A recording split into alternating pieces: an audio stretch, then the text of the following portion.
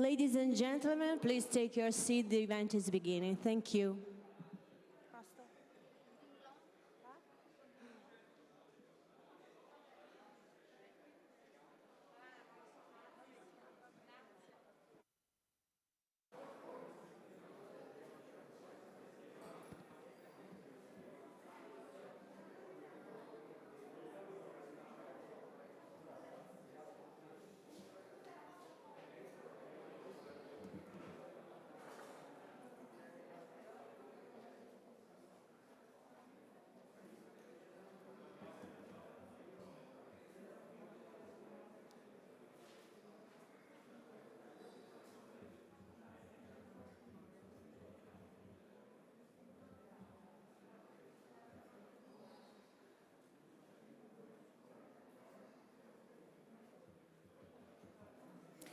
Good afternoon.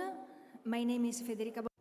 I'm Head of Promotion, Communication and Institutional Relations Unit at the North Adriatic Seaport Authority. I begin by thanking our audience, stakeholders and partners attending the meeting here in presence as well as remotely. Thanks to the lesson learned by the pandemic period, we are still using technology and technical tools in order to increase the accessibility of the contents that we will discuss today. And let me just greet our partners and friends in Ploce attending the meeting virtually. We would be happy to welcome you here in the next future. Well, I start with inviting you to use the chat to send us comments and remarks and questions, because we would like to consider this meeting not only as the final conference of the Intesa project, but also as a technical occasion. And one of our aims today is to go deeper in specific aspects of the topics under discussion, in particular during the two roundtables.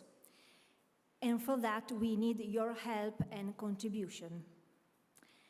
Some of you maybe remember the first conference of Intesa project that took place exactly in this place in 2019. Institutions responsible for port management, maritime safety, data collection and analysis, together with technical experts, we're debating on how and how much digitalization and ICT tools could bring a contribution in order to make the logistic chain greener and smarter. 3 years later, here we are, and considering the crisis investing in health, planet, peace, the same topics gain a completely different meaning. Everybody had the chance to understand why transport nodes, exchange of data, trade of goods must be made more and more safe, efficient, and green, and in a very short time. So digitalization is not anymore one of the drivers of the sustainable development of maritime transport, as it has become the most important one in order to reach this goal. Starting from these premises, it appears clear that the task of our speaker today is really hard for 3 reasons. The audience is more aware about the challenges involving the maritime sector. The presentation of the results achieved by the project have to be put in a more complex framework. And also we expect that the highlights about new perspectives will convince us that we are effectively on the right route and very close to the final destination. So good luck. Now it's time to give you an overview on the project, and I'm pleased to launch a video peel dedicated to that task. Thank you. Enjoy the video.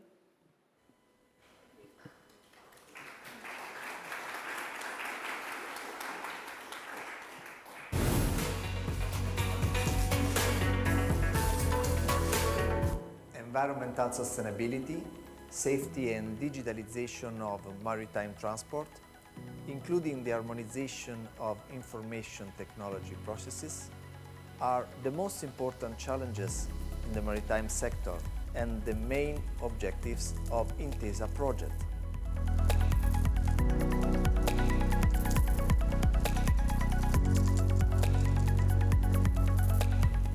The pilot actions represent an important effort in improving maritime and port safety, environmental sustainability, and digitalization of all maritime and port operations.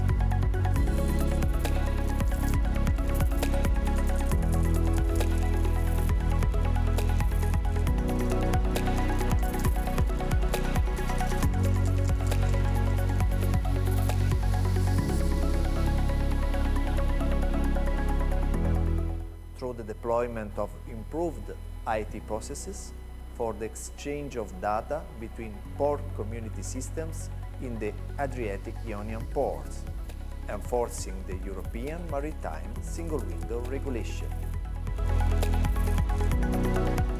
The Adriatic ports improved their safety and sustainability through the purchase of highly technological equipment and installation of tide gauges.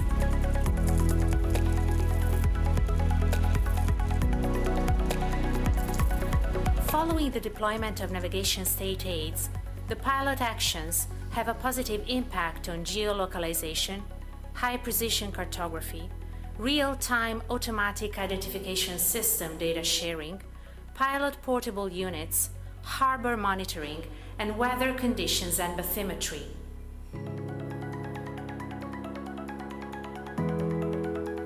The involved ports performed high-level training of vessel pilots and operators, increasing safety and efficiency of all port operations and increasing the overall attractiveness of the involved ports. The pilot training includes an upgrade of the naval simulator for the training of students and professionals and the organization of educational workshops for port users regarding new legal guidelines for ports order and air pollution conditions.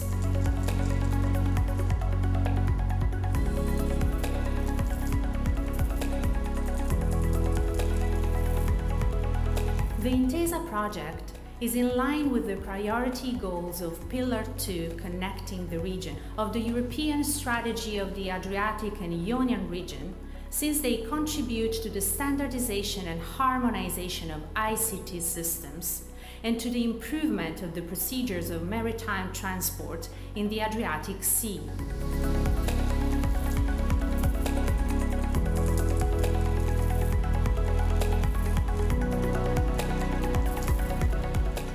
The project will contribute to develop a safe and competitive intermodal port system with a positive impact on the whole Adriatic and Ionian basin.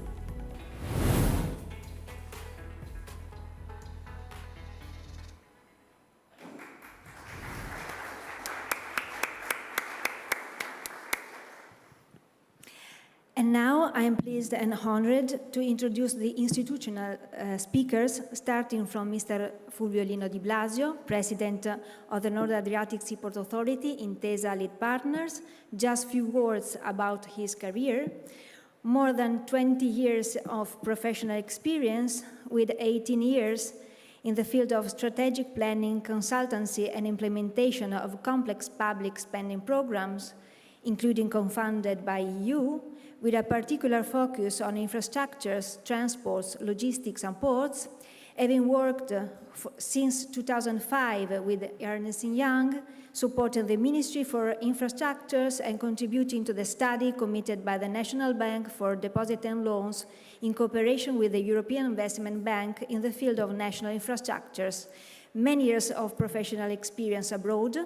From 2017 to 2021, Secretary General at the Port of Taranto, and 1 year ago, appointed as our president, the president of the North Adriatic Sea Port Authority. I anticipate that our president will start with the letter of the president of the Veneto region that decided to make a great introduction and give to the audience his greetings. Thank you, Mr. President.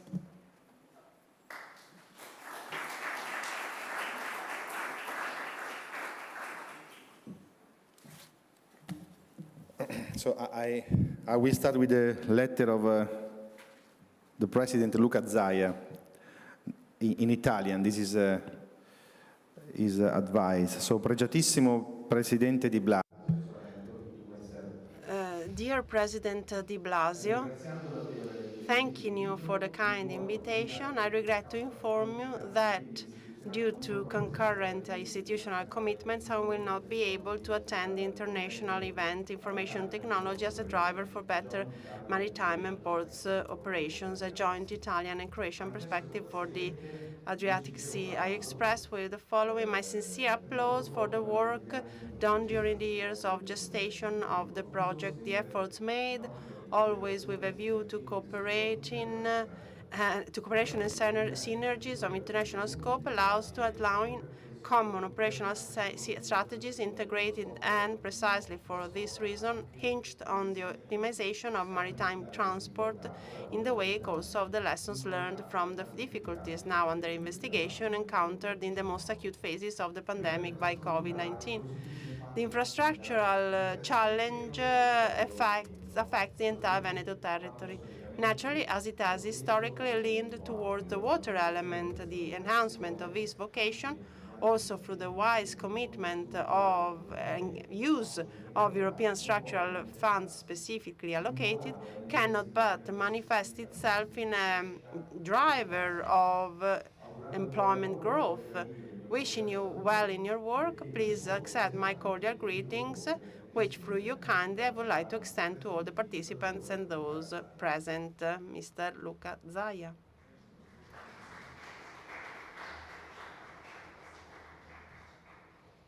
So, I don't know, a few words, but my colleagues prepared almost 10 pages, so it is not going to be a brief introduction. I'm joking.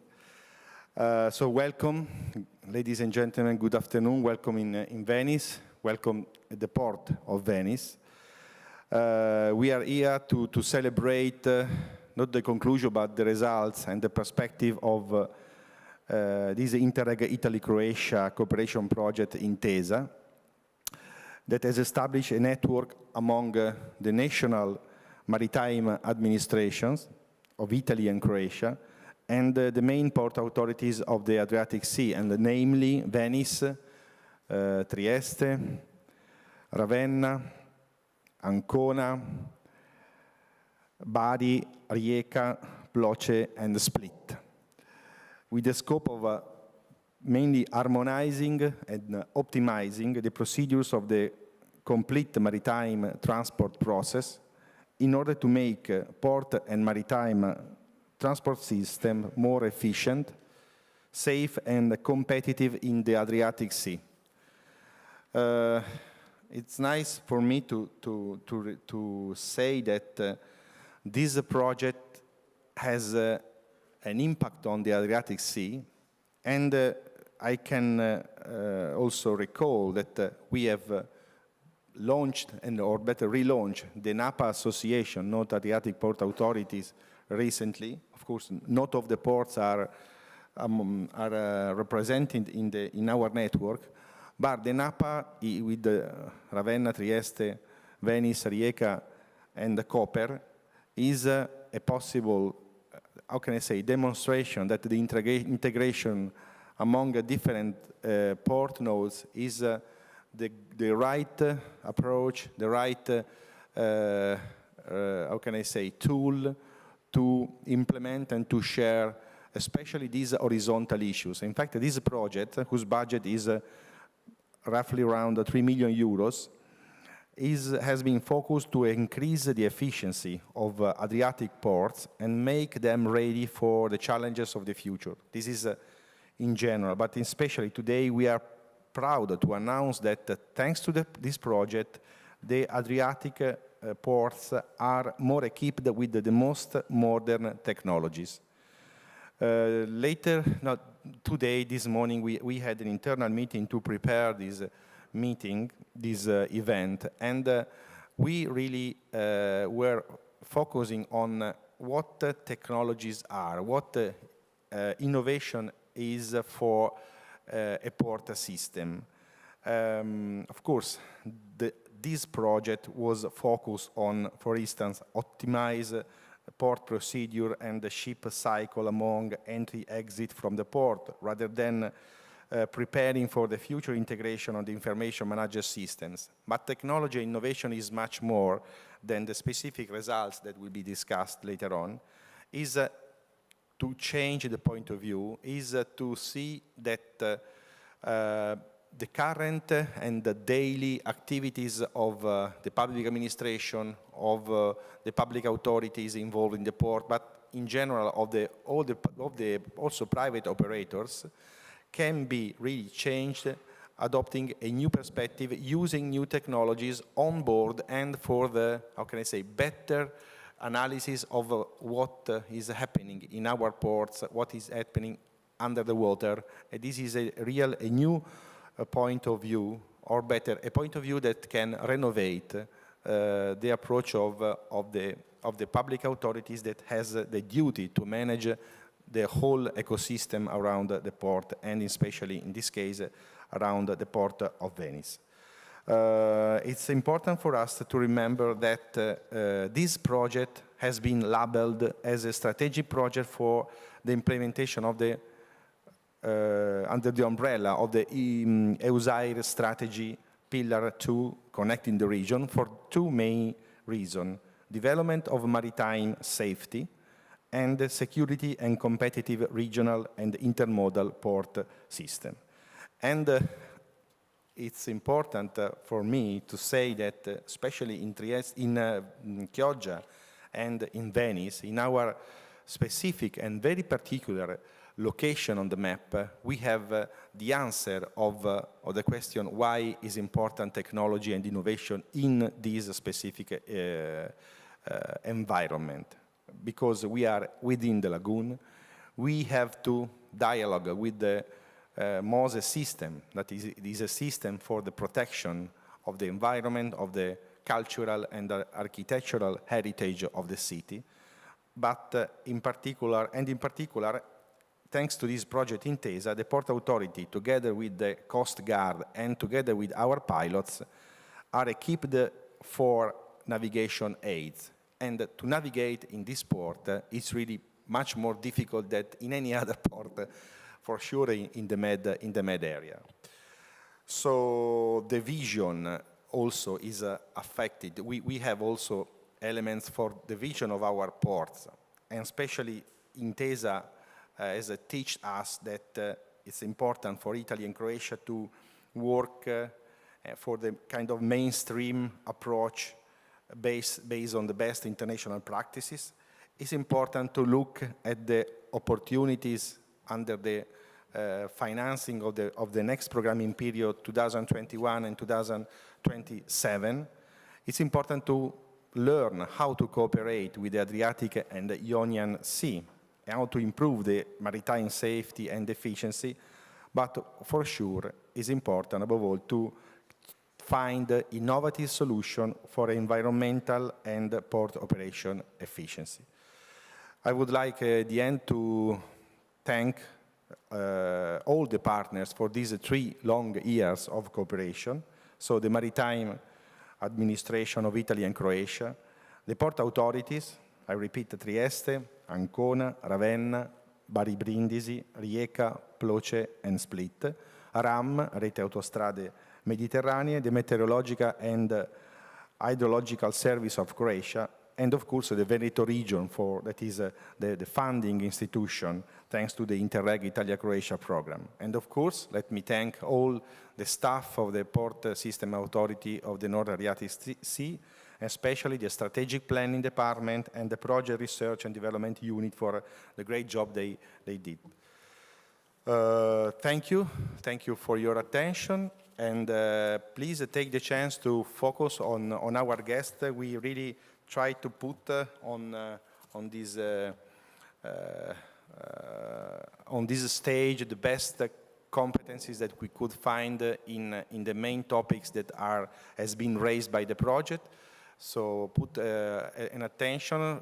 One of the speakers told me that maybe 4 hours of a seminar are too much. In fact, the next time we will create a break with maybe a jazz music in the middle just to create networking activities, but I'm joking. I am sure that the presentation will be impressive and you will be able to create the right mood. Thank you so much and enjoy.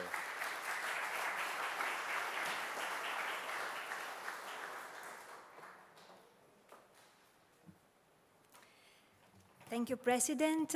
And now it's our pleasure to introduce the Admiral Piero Perizzari, Maritime Director of Veneto Region, Venice Harbour Master. Very, very few words because the very long career is difficult to be summed up.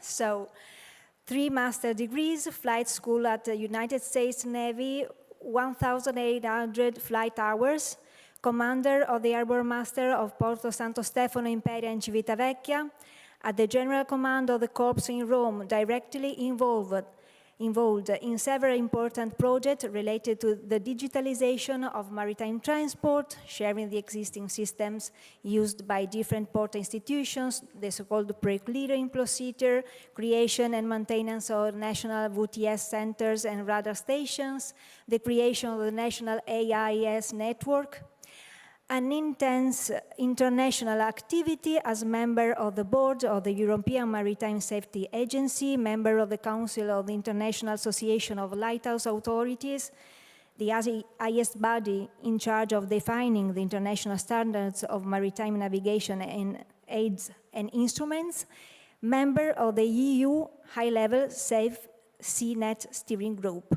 Our lighthouse, Mr. and Admiral Piero Perizzari, thank you.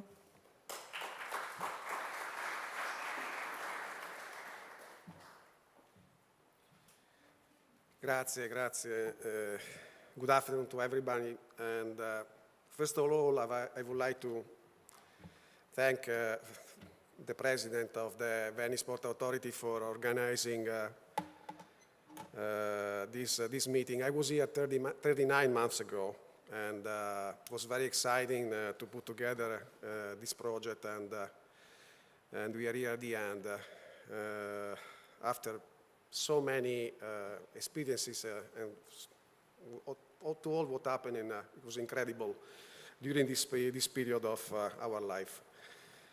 I would like also to be here, 2 great friends of me, like Fulvio, Lazzaros and Monsu. Lazzaros is coming from EMSA, the European Maritime Safety Agency, and we have been together for different years. Also with Monsu, we just finished in Copenhagen the last meeting with the International Association of Lighthouse Authorities. It was a great meeting. And I would like to be here also Arianna. I've been working with her during my period in Rome, from RAM. Of course, I would like to address the Veneto region and the message that was sent to us from President Zaia. Thank you to all of you for being here. And like I said, the idea for the submission of the Intesa project to the call for proposal raised on the beginning of 2017. The project proposal structure, as well as its ambitious objectives and its expected outcomes, were discussed and fine-tuned by the Venice Port Authority with the effective contribution of the personnel of the Italian Coast Guard that are present here today, and the Croatian Maritime Administration. The main objective of the Intesa project from the beginning was to improve the efficiency and safety of the maritime transport and of the port operation through the optimization of the port interfaces, the harmonization of procedures, and the implementation of intelligent transport services. Considering the expected result, the project addressed many issues and related possible solutions regarding maritime safety, sustainability, and digitalization of the processes concerning the maritime transport logistic chain. Also, the need for an higher sharing of VTMIS data among the stakeholders in the Adriatic Sea was observed, in particular regarding the ship-to-shore communication and how such sharing could be supported by the new technologies like VDES. I'm preparing the floor for Monsu, what he's going to say after me, for a possible implementation in the short term. I would like to underline that most of the results contributed to support the implementation of the Pillar 2, connecting the region, of the User Action Plan already mentioned by President de Blasio in the Adriatic Ionian region. The Adriatic Sea represents a strategical basis for the maritime transport in the Mediterranean Sea, supporting the supply of goods in Central Europe. It is understood that the overall objective of this pillar is to improve connectivity within the region with the rest of Europe in terms of transport and energy networks. In order to achieve such results, we need, as envisaged in the pillar, to strengthen maritime safety and security and develop a competitive regional intermodal port system. Although the implementation of the User Action Plan involves a wide range of stakeholders from the Adriatic Ionian region representing both the public and the private sector in the field of maritime transport, the role of the national competent authority is essential to trigger and lead a virtuous process that necessarily involves the non-EU countries of the region for the implementation and standardization of procedures related to the European single window environment, the vessel traffic services, and the monitoring of the maritime traffic. All these tasks have been based on a reliable and well-structured sharing of the related data within the region. Going to a local level, I have to say that the results of this project will be of great interest for the Port of Venice, where we are introducing best practices in order to reach, through the port ship data exchange, the just-in-time capability for ship calling the Port of Venice. Going to my conclusion, I would like to present my best congratulations to the Intesa partnership for the excellent job, also considering that despite the well-known difficulties due to the pandemic, the outcomes and results achieved by the project represent relevant steps toward the implementation of those best practices aimed to support the enhancement of the transnational cooperation in the Adriatic Sea. I am more than confident that our cooperation within the region, so well structured within the Intesa project, could continue in the next future, for example, through the action related to the implementation of the Eureka project, involving on specific regional maritime safety issues, all the maritime administration in the region. Thank you all. Enjoy the meeting and this beautiful city. Thank you.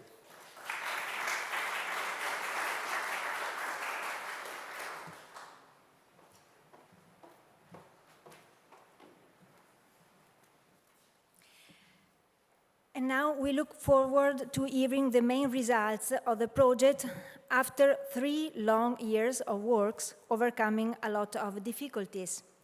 We entrust such a delicate task to Ms. Arianna Norcini-Pala, head of the European National Programs Unit at RAM Logistica Infrastrutture e Trasporti, expert in the evaluation and monitoring of European national funding and investment and financing programs in the field of transport, logistics, and digitalization, project manager for several activities in the framework of the TEN-T network and Interreg program, member of the Commission of the elaboration of guidelines for port master plans in the framework of the reform of the Italian law in the field of ports, working also for the implementation of the Italian National Plan for Ports and Logistics, new forms of cooperation with National Bank for Deposit and Loans and the European Investment Bank, contact person for the Italian Ministry of Transport and Sustainable Mobility for the EUSER National Steering Committee.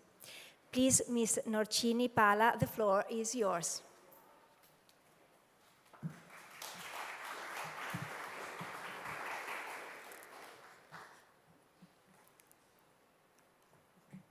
Per le slide. Posso chiedere di... Ok, grazie.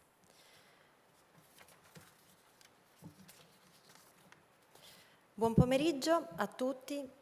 Un saluto speciale. Good afternoon, everyone, and a special thanks to President de Blasio for welcoming us to the whole theme of the port system that has coordinated the system, is doing such an excellent work throughout these 3 years. And thanks to all partners and colleagues present here. Thank you for your dedication, and also to Admiral Pellizzari that recalled us of the exciting years that we spent together, the ministry. Italy-Croatia for the extension of the duration of the project in light of the COVID pandemic in order to allow us to reach all the project results. The project involved 12 partners and for around 3 million euro of budget. And the main objective of our project is to harmonizing and optimize the procedure of complete transport process in order to make the port and maritime transport system more efficient and safe. Intesa, moreover, has been a great importance for Italian and Croatian authorities to jointly define common guidelines on several issues, such as operational services, expertise for maritime safety in the Adriatic Sea, and monitoring and communication process. And also the Intesa project established a network between the National Maritime Administration of Italy and Croatia and the main ports of the Adriatic Sea. In the framework of our project, as you saw during the video of the project, we have developed 13 pilot actions that are grouped in 4 main clusters. The pilot actions represent an important effort in improving maritime and port system, environmental sustainability, digitalization of all maritime ports operation. Regarding the first cluster, the Italian Ministry of Sustainable Infrastructure and Transport, through to the Italian Coast Guard, and the Croatian Ministry of Sea Transport and Infrastructure worked together for the deployment of improved information technology process for the exchange data of port community systems in the Adriatic ports, enforcing the European Maritime Single Window Regulation. It's important to underline that the single window integration is ongoing, and we hope that throughout another project co-financed by the Interreg Italia-Croatia Eureka will be further developed.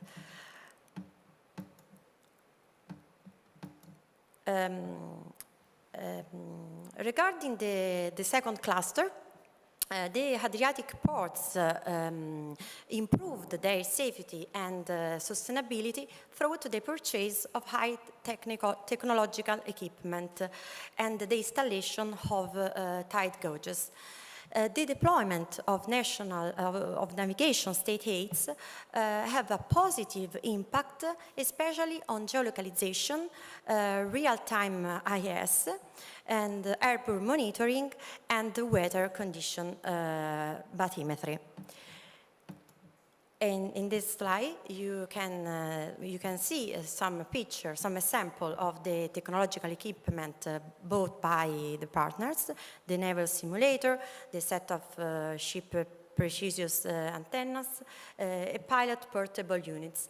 And in the last, you can see the buoy that has been deployed the last Monday, close to the island in front of the Croatia.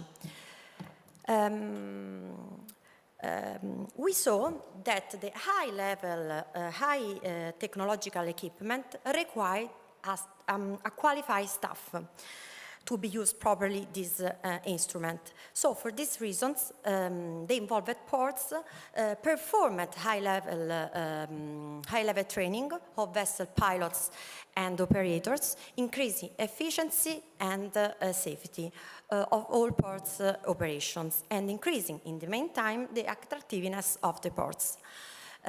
This type of pilot action includes also the upgrade of naval simulator for the training of the students and professionals, and moreover, several educational workshops. This is some few pictures that represent the educational workshop on the left side, and on the other side we see the training on the naval simulator.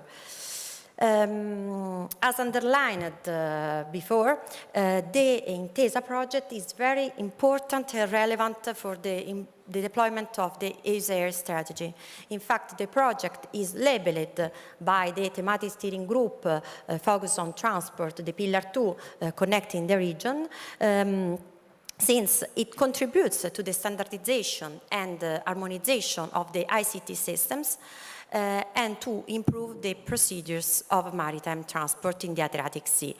There are very important challenges for the future of the strategy. On the basis of the results of these pilot actions and on the basis of the information technology analyzed within the project, we elaborated the cross-border action plan. The cross-border action plan, the main objective is to give some useful recommendations to improve the level of safety and security and efficiency of port operations. The cross-border action plan is based on 3 main phases: data collection, data analysis, and last, formulating a recommendation. For the first step, we collected all the data from each involved ports regarding the type of traffic, so passenger or freight, the total throughput in the year 2029-2021, and the level of digitalization. So we consider these 3 main aspects. Regarding the pilot actions, the pilot actions have been analyzed according to several aspects, in particular the type of actions, the weakness addressed, the impact generated by the pilot action, the involvement stakeholder, and the requirements for the implementation. Regarding the pilot action types, we saw that the most of the pilot action involved the purchase of high technological equipment. In fact, all ports bought at least one, implement at least a pilot action that involved the purchase of the highly technological equipment. Regarding the weakness, we identify 4 main weaknesses. Need for the upgrade of port community system, lack of updated nautical IT system interoperability in between systems, infrastructural space issues, and the inefficiency in the logistic chain. It can be noted that the purchase of equipment, technological equipment, is the most adopted solution regardless the weakness faced. The equipment purchase was used in most cases to increase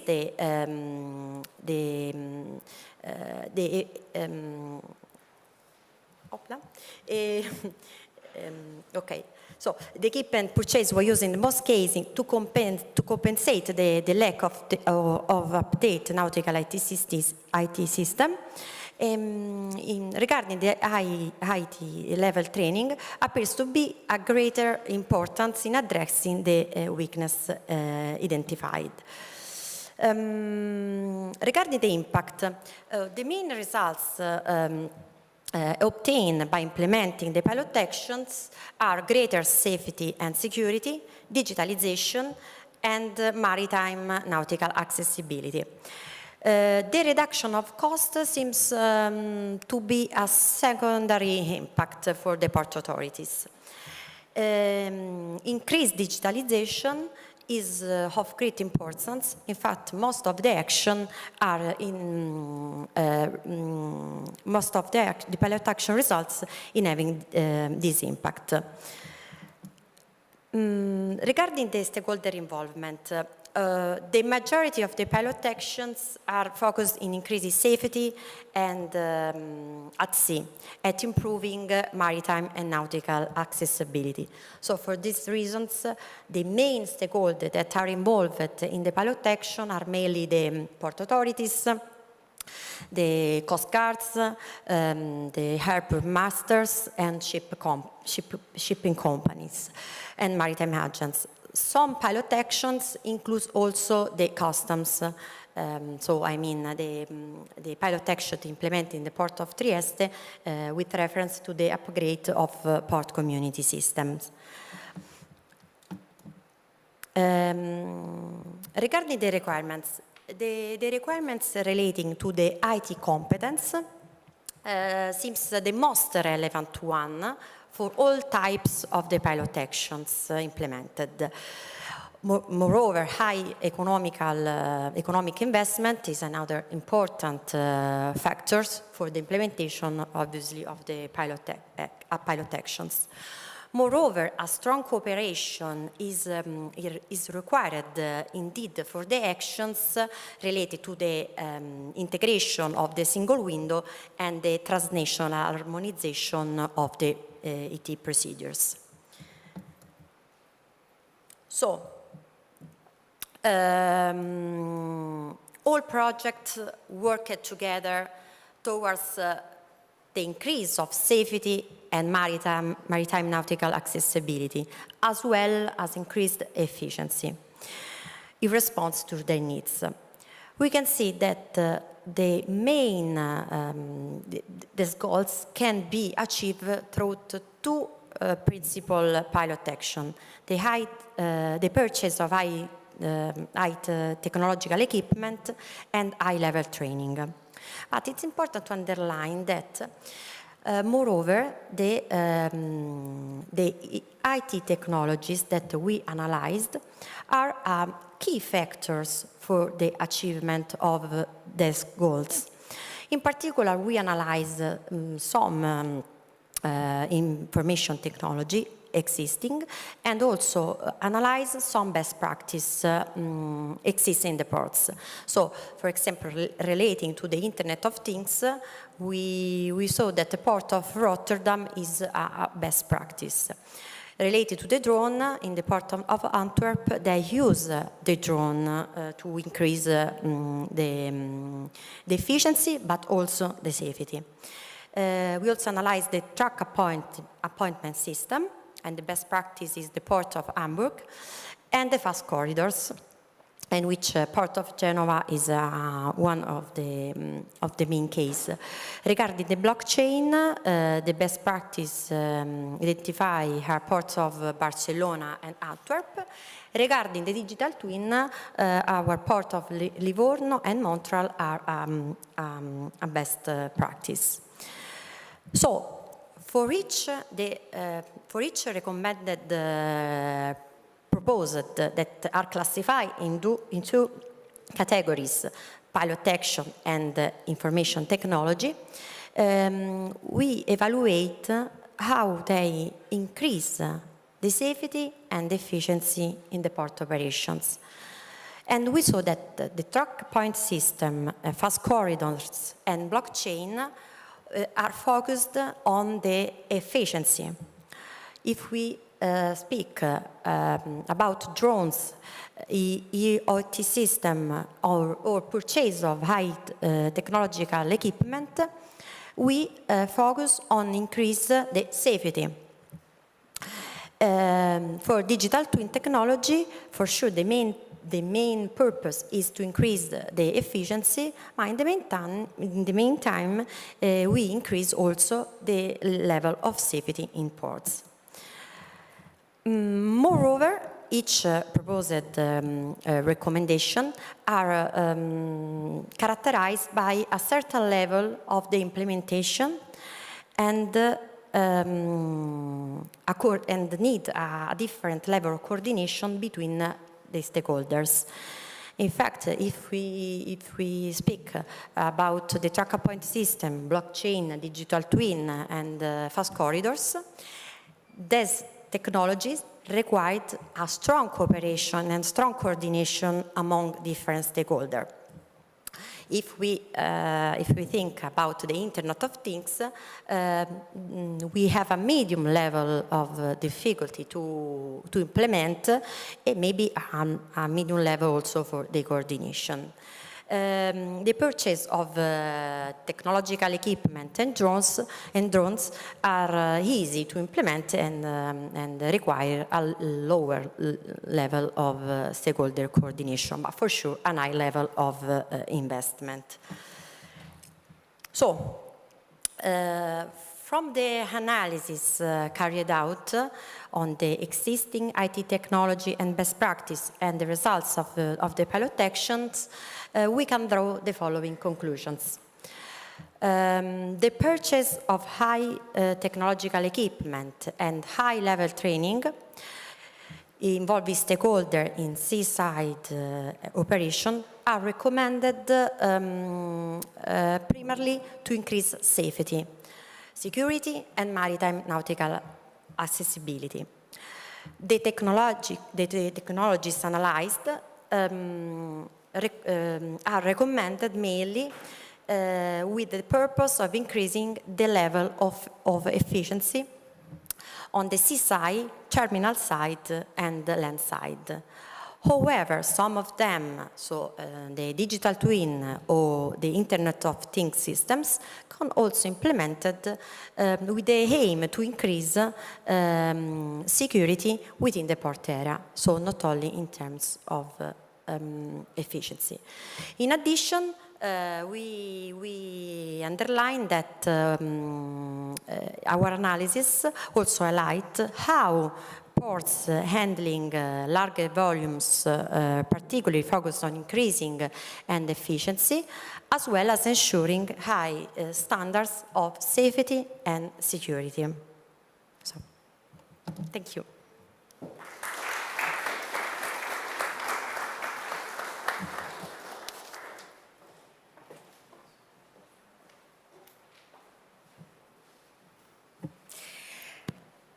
So, thank you, Ms. Norcini-Pala, and now we are moving to the future.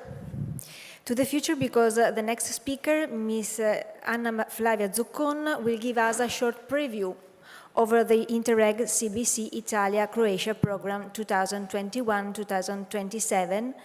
And as far as the maritime dimension of connectivity and digitalization is still considered as an important line of action of this program, we have to thank also the Veneto region that brought its contribution to reach this result.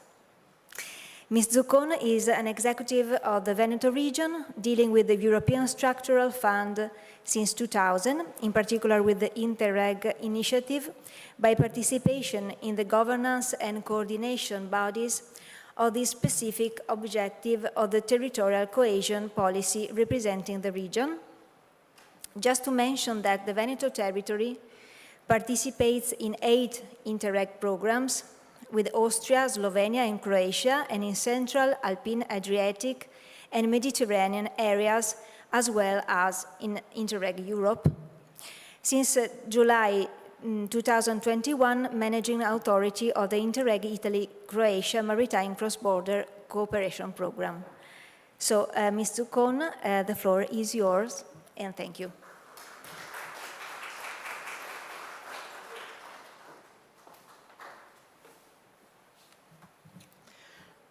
Yeah, good evening to everybody, and my thanks to North Adriatic Port Authority in Venice and all the partners of this Intesa project. Really, first of all, because it's really important for us to see on the stage how the project carried out their outputs, their aims, and not only on the paper, as usually happens for an administrative worker, as I am. So I'm really pleased to be here, representing the managing authority of this Interreg CBC program. And I'm glad also to see to you that with me there are two members of the Joint Secretariat, who is the technical support for the managing authority. Without them, we cannot do our work. And I know that they support also the partners during the implementation of the project. So, just this slide to say where we are now. In this year, we are concluding, more or less, the current programming period. Indeed, also in the next year, we must continue our work to go to the conclusion of the programming period. So we have in front of us 2 years of work to conclude Interreg 14 2020 program. But just to remember where we are now, we will support also for the future this kind of investment and this kind of project like we are doing now under our first priority of the current programming period, in which we financed 18 projects. Where we are now, in the meanwhile, we start with the new programming phase for 2021-2027, and we send to the European Commission examination our new proposal at the beginning of March. So, at the end of April, we received some observations from the DG region of the European Commission, who is in charge for this kind of programs, the cooperation programs. And we are giving to them some answers to these observations. So our hope is to have the approval of the new program at the end of summer, being in the possibility to launch the new program in the autumn of this year. The next program, as I said before, will confirm the possibility to work on the sustainable cross-border mobility solutions, as you did in this programming period with Intesa.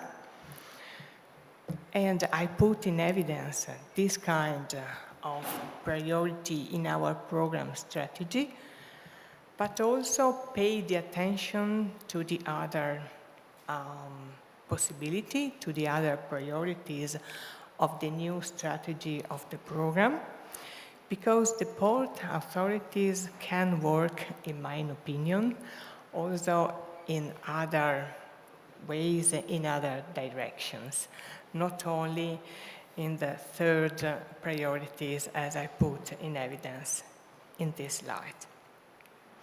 I heard your words about ICT, about skills, about the protection of cultural heritage and on environment.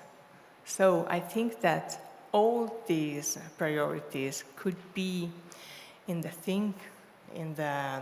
new proposal for port authorities. I would like also to underline that the new program strategy has to be, as the current one, in line, has to be coherent with the European Strategy for Adriatic and Ionian Sea, EUSAIR strategy. And for this reason, we confirm that the blue economy will be our leitmotif also for 2021-2027 period. For the pillar 2 of the EUSAIR strategy, it is confirmed that we need a flagship project, a flagship concept, I prefer to say, that is dealing with the green and smart port concept for the future. So also in this thinking, in this line, I think that projects like Intesa can fund development, can find new solution, can find new proposal, new networks, and new projects. We put the flagship project of EUSAIR strategy in each of the priorities of our new program. So pay attention to the strategy. This really, in a synthetic scheme, what are the new priorities? They are 5. They are not so different from the current ones, because one of the key words of the new programming period for our program is to confirm blue economy, as I said before, and to capitalize as large as possible the result of the current project. You can find also some funds. The funds is the RDF, the European Regional Fund for the Development of Region.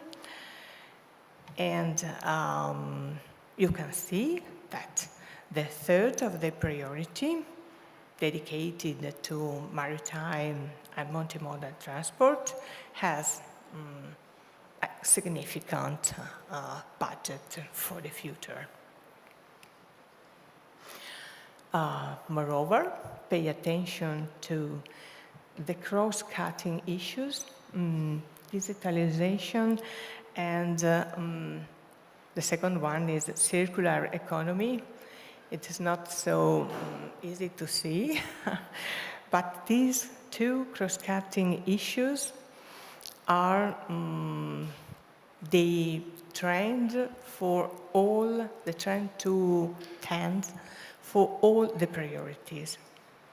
I heard before a lot of digitalization, a lot of use of ICT tools, so this will be useful, this will be the tool also for the next period. In particular, for the priority dedicated to mobility and transportation and logistics, we took into account the policy objective number 3. This is one of the 5 policy objectives of the cohesion policy, which is dedicated to a more connected Europe, enhancing both mobility and regional ICT connectivity.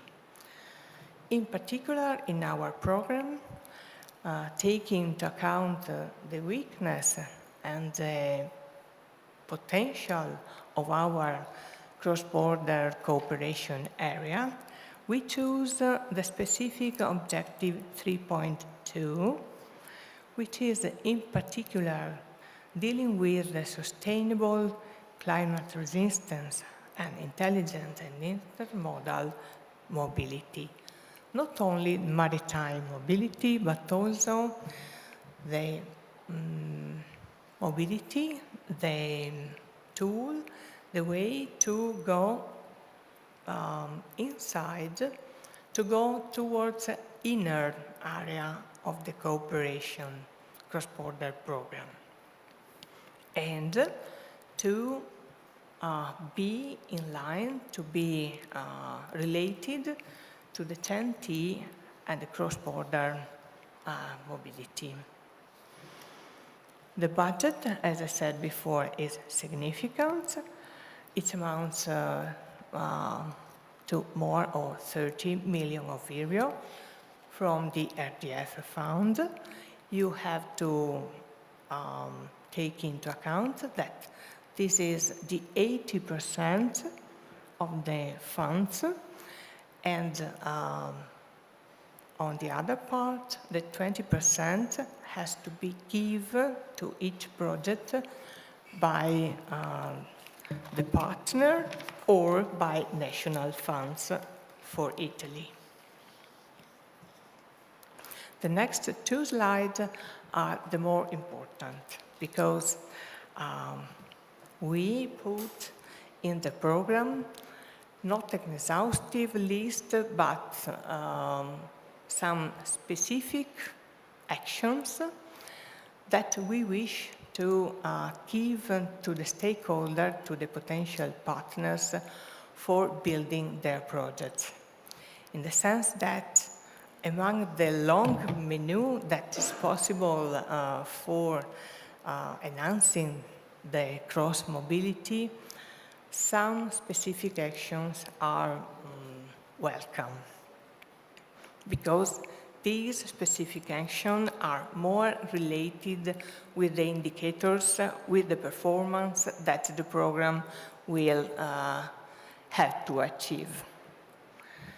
So again, analysis and data exchanges.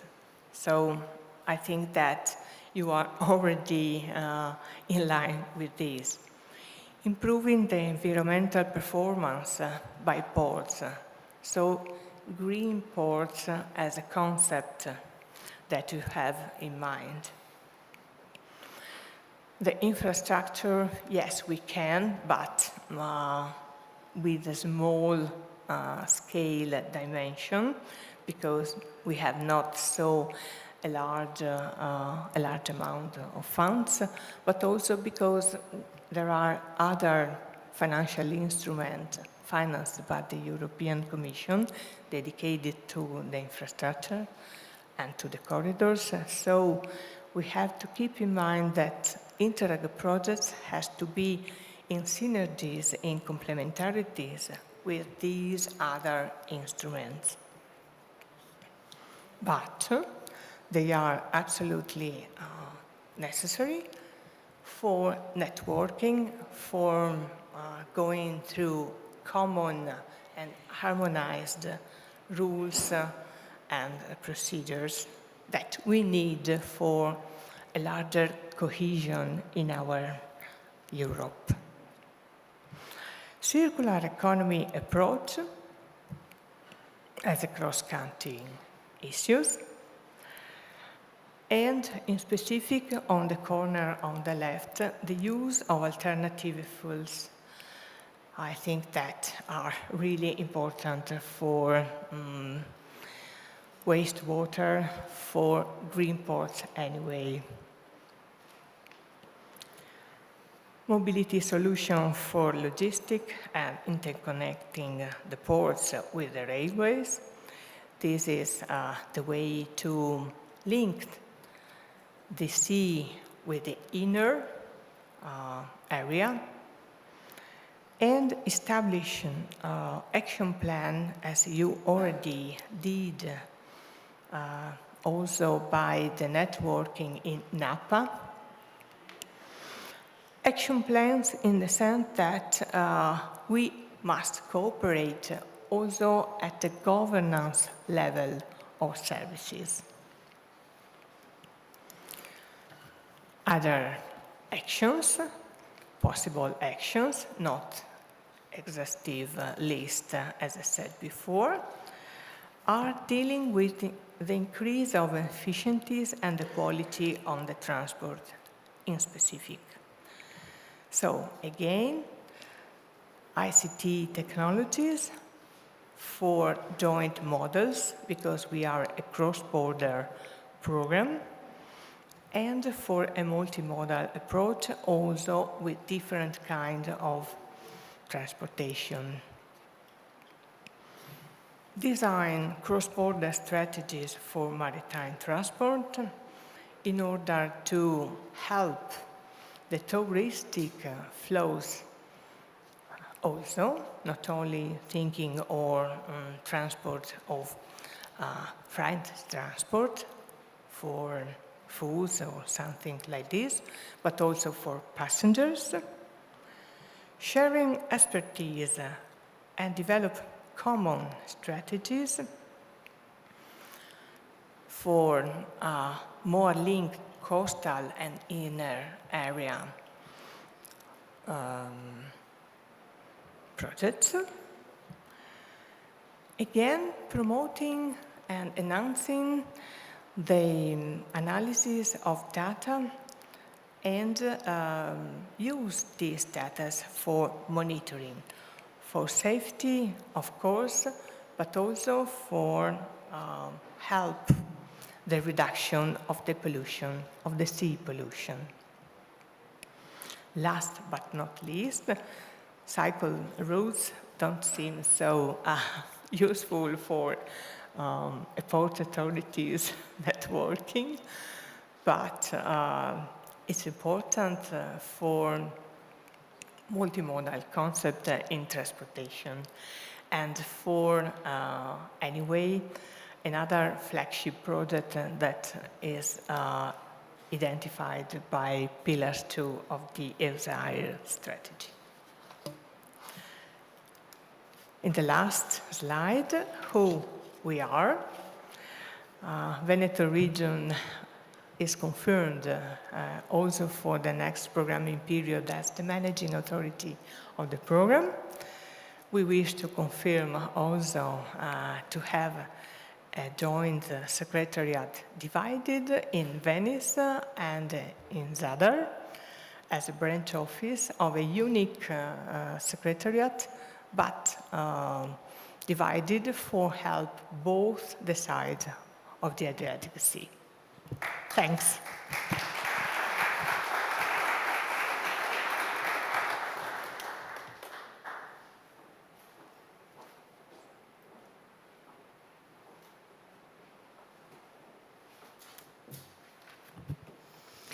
Thank you, Ms. Zuccon. We are happy we can count again on your help and contribution. And thank you for this overview on the future of the program. 3 things more from my side. I would like to thank all the institutional representatives that took the floor in this opening session, and you, dear attendee, for your patience. I call on the stage the chair of the first technical roundtable, Mr. Roberto Zani, PhD consultant to DG Move for the Baltic Adriatic Corridor study. And finally, I wish you an excellent continuation of the works today. Thank you very much.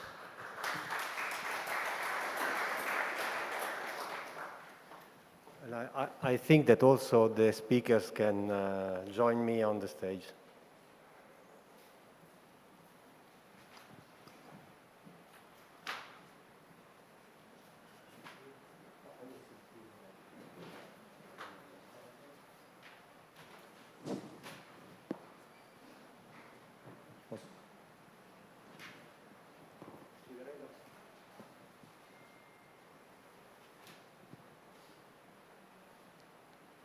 Thank you. Does it work? Okay, thank you. Yes, so my name is Roberto Zani and I'm director at T-Plan Consulting. Since 2014, I've been assisting the European Commission and the European coordinator for the Baltic-Adriatic corridor in the implementation of the TEN-T policy at the corridor level. And since 2019, I'm also assisting the coordinator of the Pillar 2 of the macro-regional strategy for the Adriatic and Ionian region. And I have been last year involved in the dialogues between the EUSER and the cross-border territorial cooperation programs for the embedding of the Green and Smart Port flagship project in the future programming period, so for 2021 and 2027. So it is really a pleasure for me to be here today and to moderate this institutional round table, because the Intesa project is indeed one of the actions that is relevant to implement the Green and Smart Port flagship project in the EUSER. But it is also very relevant under the lenses of the TEN-T policy. So the main purpose today is, of course, that of presenting the outcome of this project. And I would like to introduce, to give some notes before leaving the floor to the speakers, focusing on three main elements. So the first one is that we really need investing in innovation. And the need for investing in innovation is because innovation is capable of generating numerous benefits, both for the maritime industry and also for the national and the European societies. First of all, the pilots and the initiatives that have been implemented in the Intesa project, they are capable of reducing external costs of transport, both with reference to safety, but also with reference to reduce the impacts on the environment. But they can also generate direct benefits in terms of improved travel times and decrease of total transport time of intermodal operations, and also reduce operating costs. But they can also improve reliability of transport operations and resilience of transport infrastructure. So we need this technology, and of course we need also skilled staff to use these technologies, not least to tackle the challenges that are associated with climate change and also the COVID pandemic. And we need, of course, to fully explore the opportunities that are available from the big data and new ICT tools to us. A second important point is the need for interoperable systems. We are still speaking about automatic identification systems. We have port community systems. So we are always using the plural. But of course, we have facilities at the port that are exchanging information with a ship that is also calling at other ports. And these other ports, they can be in the Adriatic basin, but they can also be in other places in Europe. So we need a single European transport area, and we need a European maritime space. But these ships, they also travel along routes, and they call at ports, many of them at least, that are located around the globe. So there is really a need for interoperability. But there is also another point, which is looking at intermodality. Maritime transport does not work by itself. Basically, it's integrated in intermodal chains. So looking at the future especially, it is really important that we go beyond the boundaries of the individual transport modes. Because, of course, if we improve maritime transport, that is, of course, relevant. But it is just a piece of an intermodal transport chain. So I would like now to introduce the first speaker, Mr. Salvatore Basilicò, from the Italian Maritime Rescue Coordinator Center and head of the operative unit at the Venice Airport. He will present us the status and perspectives of the automatic identification system deployment in Italy. So Salvatore, please, the floor is yours. Thanks.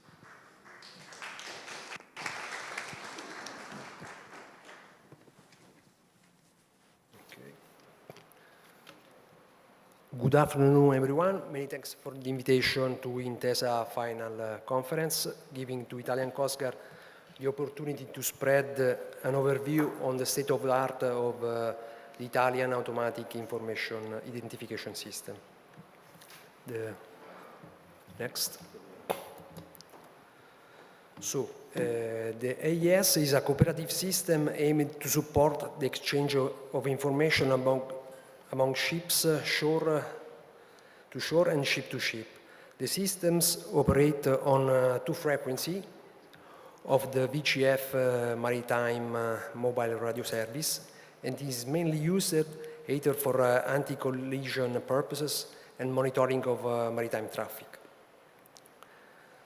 Such system is a mandatory equipment on board the SOLAS vessels, as well on board the passenger ship and cargo ship of 300 gross tonnage and the airports, and all fishing vessels of 15 meters length overall and upwards, calling at any European port. Through AIS, the coastal station collects different information transmitted by ships sailing under AIS coverage. Information provided are mainly listed in three different types: static information, dynamic information, and voyage-related information. Static information is set up on a shipborne AIS transponder and is related to permanent characteristics of the ship, such as identity numbers or length, beam, and type of ships. Dynamic information is automatically updated by AIS transponder, such as position of the ships, course, speed over ground, heading, and navigational status.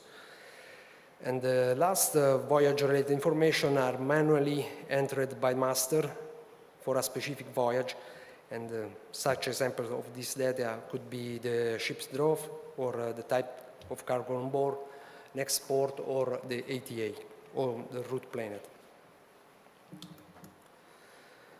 The 2002-59 directive, the so-called VTMS directive, established that all member states shall take all necessary and appropriate measures to provide themselves with technical equipment and shore-based installation for receiving, transmitting, and processing the AIS information, taking into account a suitable range for related message transmission.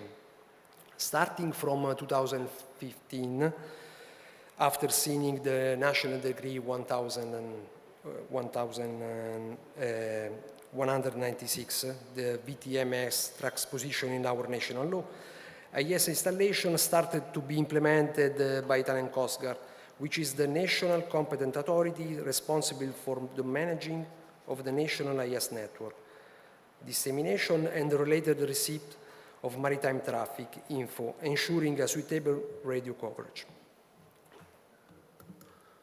Currently, the national AIS network is based on 65 shore stations and a centralized service system for collection, correlation, avoidance, and duplication of data, and data redistribution to clients. Such networks provide a reliable coverage of maritime areas in front of coastlines up to 1,000 nautical miles. The national AES is complying to all the main international technical standards. Is able to process and integrate AES information collected by the coastal shore station belonging to AES national networks, as well those information shared by other Mediterranean European member states AES networks through the Mediterranean AES regional exchange system called MARES. The national AES system is also able to inform, to collect information about the patrol vessel of Italian Coast Guard and the SAS provided from the European Maritime Safety Agency. It's a on-base 24/7 online system. It is able to process very huge amount of data, and it processes around 1.3 billion information per month. Application-specific messages are, as defined from by the Circular 289, are developed for the use both in broadcast and address mode by shore station to report navigation information condition or warnings, also by ship report information to other ship and shore to ship. AES message allow the reduction of verbal communication, strengthening the relativity information exchange, reducing the maritime overload operators' workload.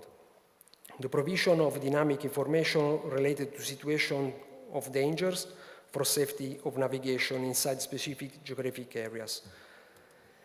It allows also the dissemination of time-dependent information, and they are very useful for the visualization of the relevant information on shipborne electronic charge systems, such as ECTIS.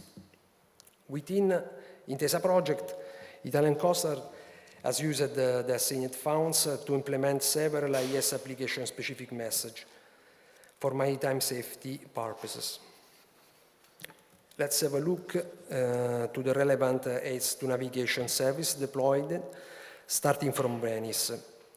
Venice Lagoon is accessible through 3 access gates.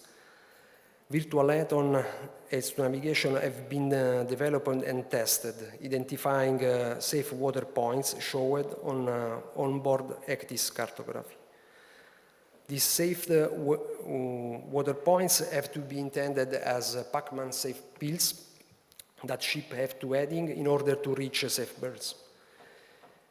In a complex scenario as Venice, a port with branched canals, AES is also a useful IT instrument to have a clear view on what is sailing around the corner. Concerning meteorological and geographic AES data sharing in Venice Lagoon, 10 meteosensors were installed by the Venice Port Authority for the broadcasting of the weather-relevant information to mariners through the national AES networks. Concerning marine protected areas, AES settings done by Italian Coast Guard personnel allows maritime users to have a clear vision of marine protected areas, which are clearly displayed on electronic charts through a clear polygons. The picture shows what happens in 5 grounds area, which is north to Porto Venere. This other picture shows what happens on shore coast in front of Leghorn in Meloria area. Other AES configuration settings done via virtual aids to navigation allows maritime user approaching traffic separation schemes to have a clear view of the specific requirements and routes to follow.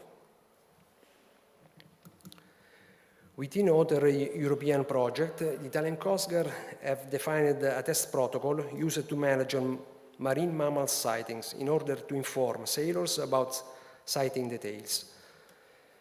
When a Coast Guard operator will receive detailed and complete information about a mammal sighting, It will proceed to fulfill a specific mask or a specific tool called marine mammal sighting of the IS national system, and only few information are required to fulfill the form, such as the position of detecting time of the sighting, the marine mammal type, the quantity, the speed, and the crew presence. Upon the marine mammal sighting mask is fulfilled, a specific circular caution area for navigation with a specific circumradius is setting on board the ACTIS chart, ready to be consumed as a sailor caution information. Okay. So, and outside the coverage of the national AS network, can we think to improve our coverage area? Of course, yes. In last years, thanks to D-Link architecture, on board the patrol vessel of Italian Coast Guard, the addition of a specific equipment which ensure the connection with satellite infrastructure, give the chance to enrich the picture shared by Mares with a sort of magnific lens that give the chance to improve what is unless covered by the actual 65 shore station. This picture shows what happens during a campaign coordinated by the European Fishery Control Agency. On board the Gregoretti patrol vessel has been installed a D-Link systems which give Italian Coast Guard the possibility to reach the picture shown by Mares with 3.3 billion added information during only for 14 days.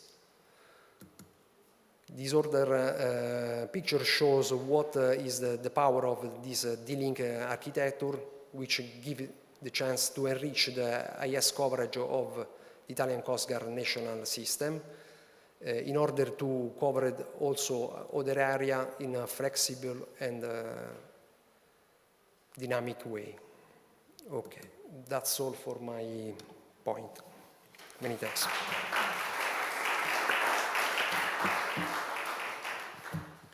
Well, thank you very much, Salvatore.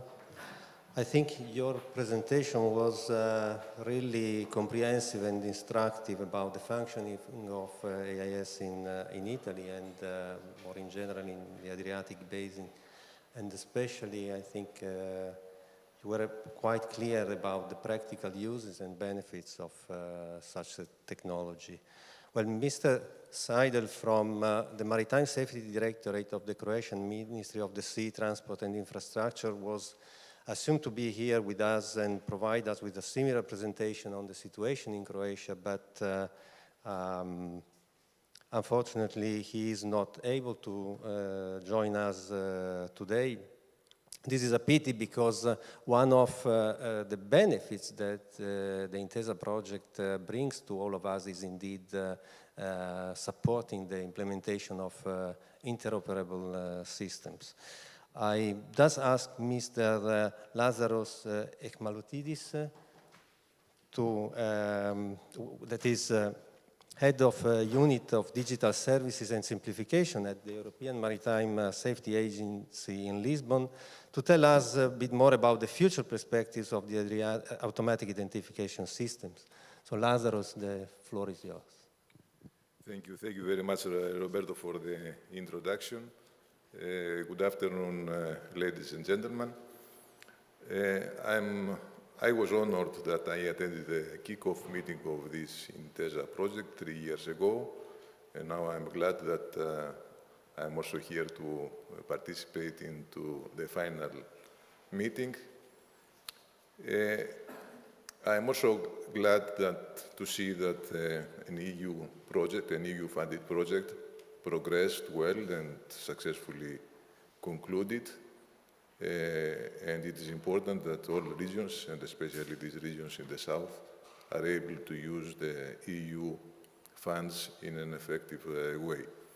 So about the title of the presentation, I saw that the general title was about AIS network and future potentialities.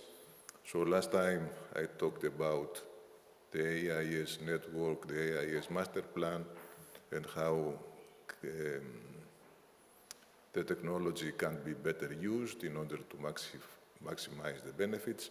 So this time I decided to focus more on the future potentialities, because as an ancient Greek philosopher Heraclitus was saying, ta pandari, which means everything flows, expressing that in this life everything is continuously changing. So in that sense, technology is the first one in the list of changing. And of course, AIS couldn't be an exemption. But before going to the topic, just to say a few words about who we are, though I assume that being 20 years in this business, EMSA is already known. EMSA, next week, by coincidence, we celebrate the 20 years anniversary. So there will be a big event in Lisbon. So we are located in Lisbon. We are one of the EU agencies, more than 250 staff members, started to work in 2003, and the main area of responsibility is maritime safety, security, prevention, pollution prevention, responding to pollution from ships and offshore installations, and I could say also digitalization in general, simplification. This type of activities are within our DNA. But talking about AIS, because AIS was the starting point, AIS was developed first time in 1990. So the SOLAS Convention requested SOLAS vessels to be fitted by AIS in 2002. So in 2002, all SOLAS vessels were fitted with AIS. So similarly to international regulations, EU directives requested ships to be fitted also with AIS. And a few years later, in 2009, also the same directive requested also fishing vessels over 15 meters to be fitted with AIS. This directive, the same directive, requested the member states to be fitted with the shore-based AIS, and you see on the screen the base stations, AIS base stations, covering the entire coast of the member states. And then you can also see there the three cycles. These are the regional centers. One is, the biggest one in the south is the Mediterranean Regional Server, which, if I may say so, it was developed based on the efforts of the Italian Coast Guard and also the member states, of course, of the region. The central server is hosted in Rome. And I know that he would not like what I would say, but this was mainly due to my friend Piero and his colleagues at that time in Rome, who worked together, and we set up this Mediterranean regional server. Of course, there are also two other regional servers, one covering the Baltic and the other one in the North Sea, North Atlantic. So the it is also fair to say, because of this shore-based AIS infrastructure, that Europe is one of the most well-monitored areas of the world. So the AIS, you know why it was made. The purpose was to give the possibility to the ships in the vicinity to know the vessel position. That was the initial objective, and then because of all these shore-based stations, also the authorities were and are still able to monitor the traffic around the coast. So it is an important tool for safety of navigation, but also for surveillance. But as I said before, things progress, and now we are entering in this new period of the VDES. So it is AIS Future Evolution. VDES stands from Vessel Data Exchange System. So it is, in fact, a modern AIS or an updated AIS. What it is, the current AIS is still there, but it gives additional possibilities, functionalities. The existing AIS had, I would say, two shortfalls. One is that it is saturated. I mean, when there is an area of dense traffic, certain AIS positions are lost, or the use of these application-specific messages, which is an important functionality, is to some extent compromised.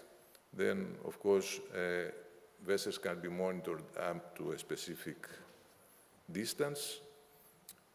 So these are the reasons why this VDES came into place. It ensures seamless and effective communications. And it is the main, or one of the main reasons that it was set up. It is to improve the communication, but also to support what is called in-navigation. So this slide shows or presents the advantages of the VDES vs the AIS. So the VDES has the capacity to allow two-way maritime satellite communications, also provides encryptions for communication, is designed to operate via satellite, but also there is in place the terrestrial component. Terrestrial and satellite components coexist, and because there is the satellite component, VDES SAT provides a global and a robust service from space. So there is no anymore this limitation of, let's say, 40 nautical miles from the coast. You have the possibility, because there is a satellite component, to monitor vessels on a global basis. Also, the problem of saturation is resolved with this VDES. The bandwidth offered with this technology is 32 times more than the current AIS. So that is a very important benefit. And VDES allows for the integration of other communication systems, because VDES, it is VHF, but so it functions using the VHF channels, but also the cellular networks, 5G, 4G, or whatever, can also be used as a backup or as a redundant way of communication. And as I said also before, the navigation solutions can be fostered, and also there is a lot of discussion, you may have heard about these autonomous ships. All these type of new, I would say, challenges require the effective and seamless communication ship to shore. And this is where the VDS comes into place, and the objective is to provide these communication possibilities. The VDS users, I would say, can be everywhere. So, sorry, just to mention some, the search and rescue, since you will have this possibility to communicate continuously and to monitor, etc. This can be used for search and rescue, for maritime safety communications. You can use the application-specific messages in order to share information about the weather, the maritime safety information as well. Vessel reporting, all the reporting obligations that the shipping industry is expected to report to the authorities. They can also be reported using this VDS, maritime traffic services, reception of nautical charts, even traffic routes, environmental protection. So the list it is even longer. But VDS, it is, I would say, a changing point in this communication between ship and shore. I have also this slide, which in fact it is a slide showing the first time that EMSA used this VDS technology for testing one of these functionalities, or which is the vessel reporting. So we did this pilot project, we ran this pilot project together with Space Norway and ESA. ESA, they developed the satellite component of the VDES. Space Norway developed the shore onboard application, and EMSA ran the business case. So what was the business case? And that is really quite interesting. The vessels, they have to report several pieces of information. I mean, if you look into the European Maritime Single Window, because this is an area that we are working, there are around 1,000 elements. Of course, this doesn't mean that every time for all cases, but the maximum is 1,000 data elements that have to be reported. In certain areas might be less, or in others might be even more. So this type of reporting obligations, nowadays, they are, I mean, the reports are submitted or reported by the master agent or operator. I mean, the regulations are in place, and a lot of information is available in the national single window, and less information is also stored at SafeNet, the central SafeNet. So all this information is stored there, and the objective is then to be shared by the member states whenever there is a need. There are again certain rules. I will not now go into detail to explain. And then the ship has always to report, and they have to report again and again. Just take the example of the ADRIREP. When they enter in the ADRIREP region, they have to report once when they cross a line close to Brindisi, and then another one. I think, if I remember well, there are 5 reporting lines, and the ship, they have to report and to report and to report. But most of the information that they report is already available. I mean, the information related to vessel positioning is available because we have the AIS. So we know where the vessel is. The information about speed, course, it's also the same. The information about the dangerous goods, dangerous and polluting goods, it is also available because this is reported to SafetyNet. So with this pilot project, what we did was to open SafetyNet, which, as I said, includes all this information, also to the ship. So we gave them for the first time the possibility to have access to the ship, to the information already available at central level.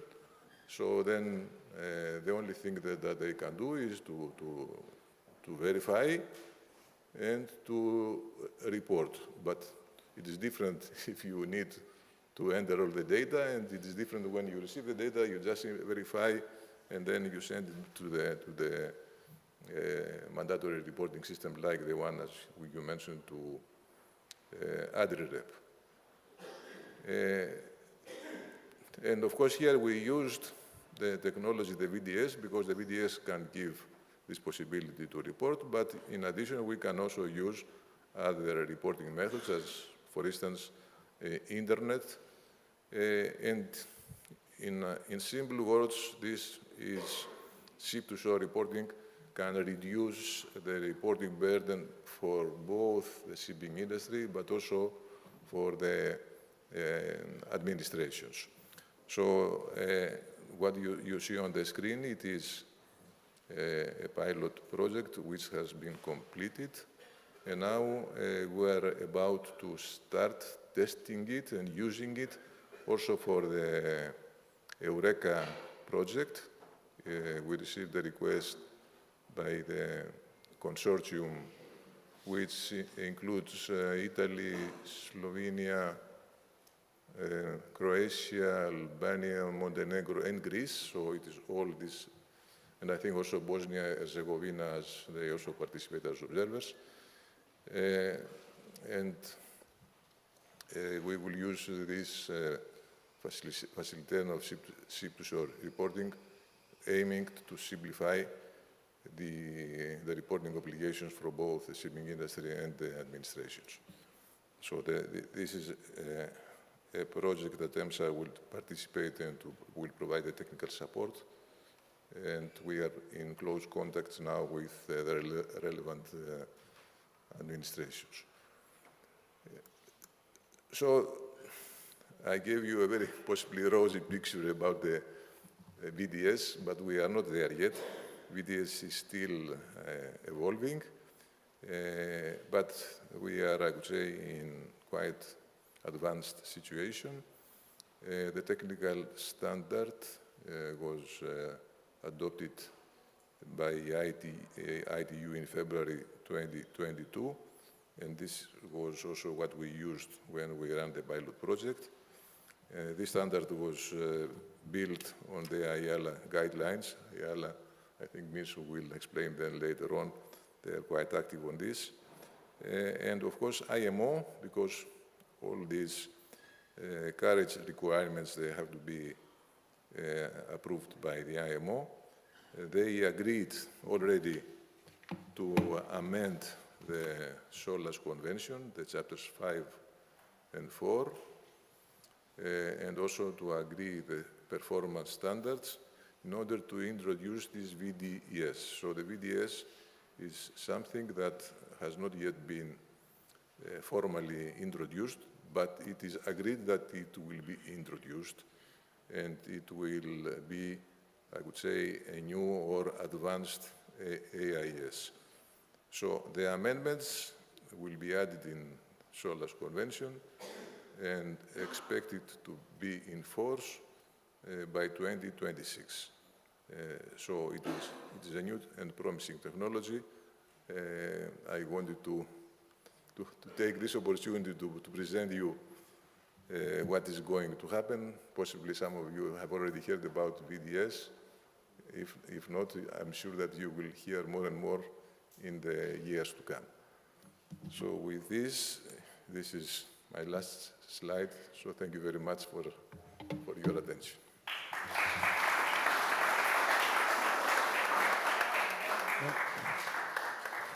Thank you very much, Lazarus. I think it was really interesting for us to see the potential of the VDS, which is likely to be the future of the current AIS systems and solutions. Well, I would just make a short comment on the investments that we have on the TEN-T network. I was yesterday having a look at the full list of the 9 core network corridor projects, and I found that we have in total 1,950 projects that are ongoing, planned for the future, for which we have available costs, so projects that are already, so to say, more mature than other initiatives. And the total amount is over 600 billion euros for infrastructure development. If we look at the maritime sector and motorways of the sea, we have about 350 projects for a total of 46 billion euros. And looking at the scope, we only have 27 projects that involve telematic applications. So maybe the list of projects omits relevant initiatives like Intesa, but one of the comments that we usually have at the Corridor Fora is that we are spending billion of money on infrastructure development, and this is good because we need infrastructure, good infrastructure quality, and we need to reduce travel times and also increase capacity. But on the other hand, we know that many bottlenecks remain on the administrative, legal, and operational level. So it's clear that projects like this one, they are really needed in order to complement also the investments on the infrastructure side. So after having seen what is going on at the national level, what is going on at the European level, I would like to see what is going on at a wider level. So Mr. Min-Soo Jeon, Technical Operations Manager at the International Association of Maritime Aids to Navigation and Lighthouse Authorities. The floor is yours. Thank you, Roberto. Good afternoon, ladies and gentlemen. First of all, it's my honor to have a chance to speak at this important event in this beautiful city in Venice.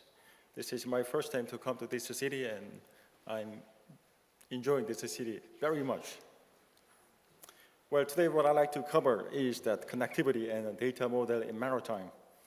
With this subject, I'd like to update you on some topical issues in Ayala, especially under the umbrella of e-navigation.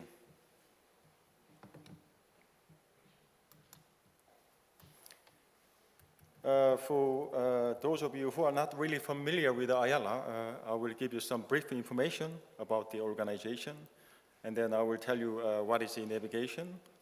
And then I will go through the relation of the maritime service and technical service and product specifications.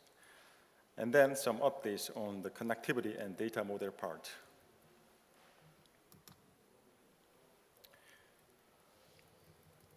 Well, very briefly, Ayala is 65 years old. The goal of the organization is to develop the marine age navigation related technologies together with the members and share and harmonize them on a global scale. Each 7 standards set out the framework of the technical area, and they are shared with all the stakeholders in the world. Ayala is in progress of transforming from NGO to IGO. At the moment, 51 countries signed the Ayala Convention, and the 6 countries have ratified it. So as soon as the number reaches 30, the organization will turn into an IGO automatically. So I believe the acceptance of the Ayala documents will be raised when Ayala become an IGO.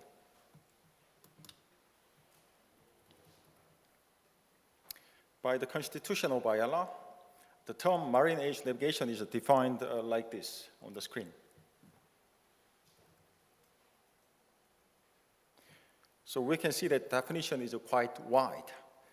The term also includes the VTS, differential GNSS, and terrestrial and aerial augmentation service, such as SBUS and ELORAN and R-mode. And especially VTS is the fruit of the most advanced scientific technologies that provide and share information through navigation assistance and traffic organization. It is now really the center of communication between all types of vessels. The future role of VTS will be much more important with the mix of traffic with the autonomous systems.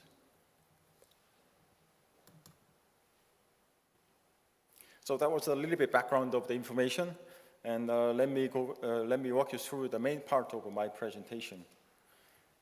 Well, to make a very long story short, the keys are all about harmonization and interoperability. So how can you achieve this? This concept is defined as e-navigation. E-navigation is a harmonized collection, integration, exchange, presentation, and analysis of marine information on board and ashore by electronic means. And also there are many technical areas related to this. But as I said just before, today what I like to focus is only the exchange part as a connectivity and the integration part as a data model. The diagram on the screen explains the structure and interaction of the different service levels. Those three blocks are the main building blocks of e-navigation. On the left side, the 16 maritime services are defined at the moment. And on the right side, there are a series of data model side that is based on the S100 framework, which is defined by IHO, with the associated S100-based product specifications. And the data could be exchanged between the 4S, ship to shore, shore to ship, ship to ship, shore to shore, with the technical service standards in the middle, as you can see. And one issue is that the maritime service is still in the non-exhaustive list. So there are a lot of gaps to fulfill now. So IALA just submitted the proposal to IMO to include the age navigation service and PNT service in the maritime service.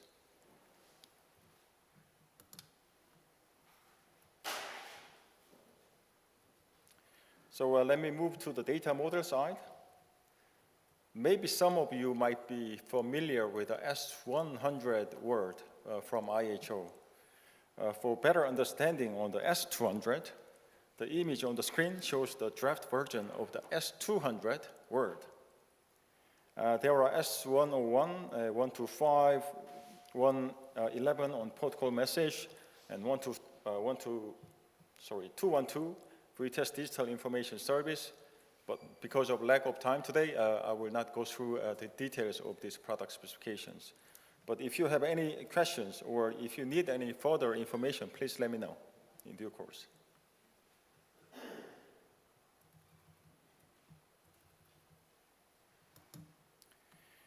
This is very similar to the last slide. This illustrates the IALA standards. Before we go further, what I'd like to emphasize today is the role of infrastructure here. Infrastructure is a set of fundamental facilities or systems that supports sustainable functionality of transportation.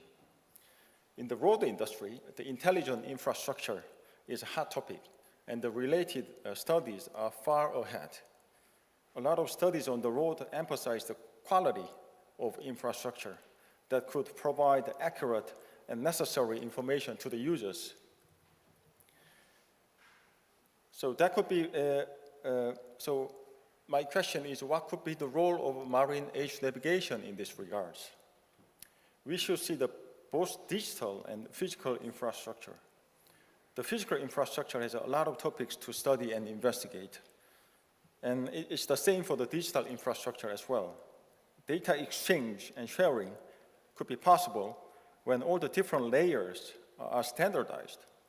So that includes this kind of a physical layer and data link layer and up to presentation and application layers. So all these layers should be harmonized and standardized. So what I can say is that there is a lot of work to do.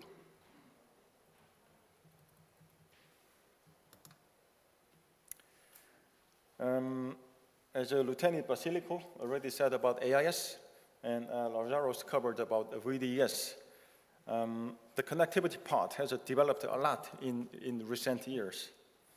There is a wide variety of channels available at the moment.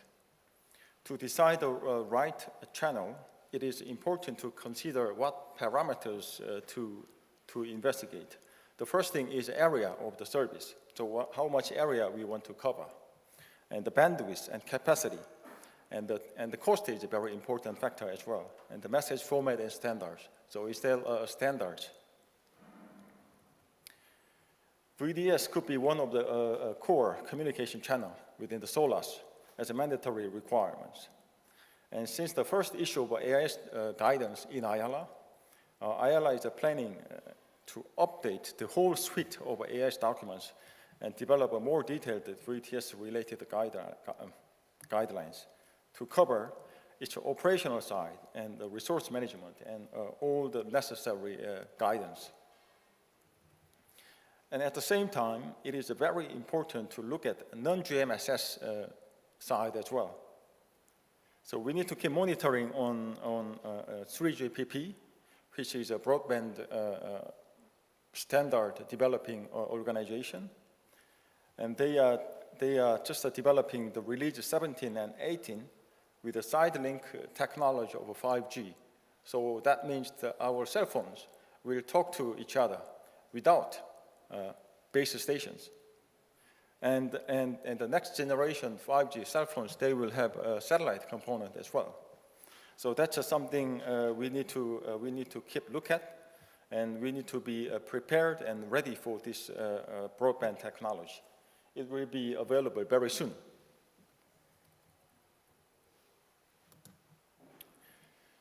My last slide, just a piece of information about the upcoming event. This workshop will be held from 5th to 9th September this year in Ålesund, Norway. The program will try to cover the introduction of the S100 and 200 and share the experience and review of IHO and IALA recommendations and guidelines. So I believe this workshop could be a good chance to learn more about S100 and 200 and each product specifications. So I'd like to invite all of you to this event. And I think that concludes my presentation, and I hope it was a good chance to learn about IALA and its work on connectivity and data model. Thank you very much.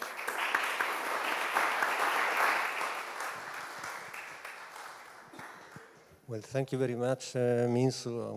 We can see that IALA is probably becoming an international government organization, which is probably also a message about the fact that harmonization and common standards are key if we really want to achieve benefits in the future and fully explore big data and new technologies. I think we are almost on time. I just look quickly if we have some questions from the audience that is following us from online. I don't think so. I would then kindly ask you that are present here if you have any questions that you would like to make to our speakers.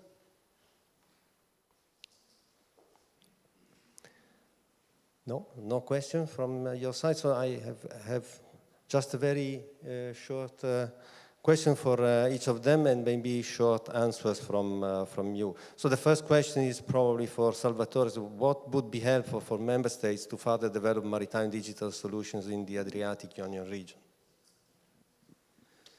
Okay, starting from last slide of my presentation related to D-Link connection and our challenges in order to enrich the picture of IS. Our first challenges could be, for sure, for Italian Coast Guard, to provide the main ships and IRL, that's one I was talking to provide our main naval assets and aerial assets with the D-Link capability in order to enrich the picture which could be shared among users by the regional server Mares. So this could be, of course, our first challenge. And also to enrich the Marex picture with the contribution of other AIS networks from also third countries.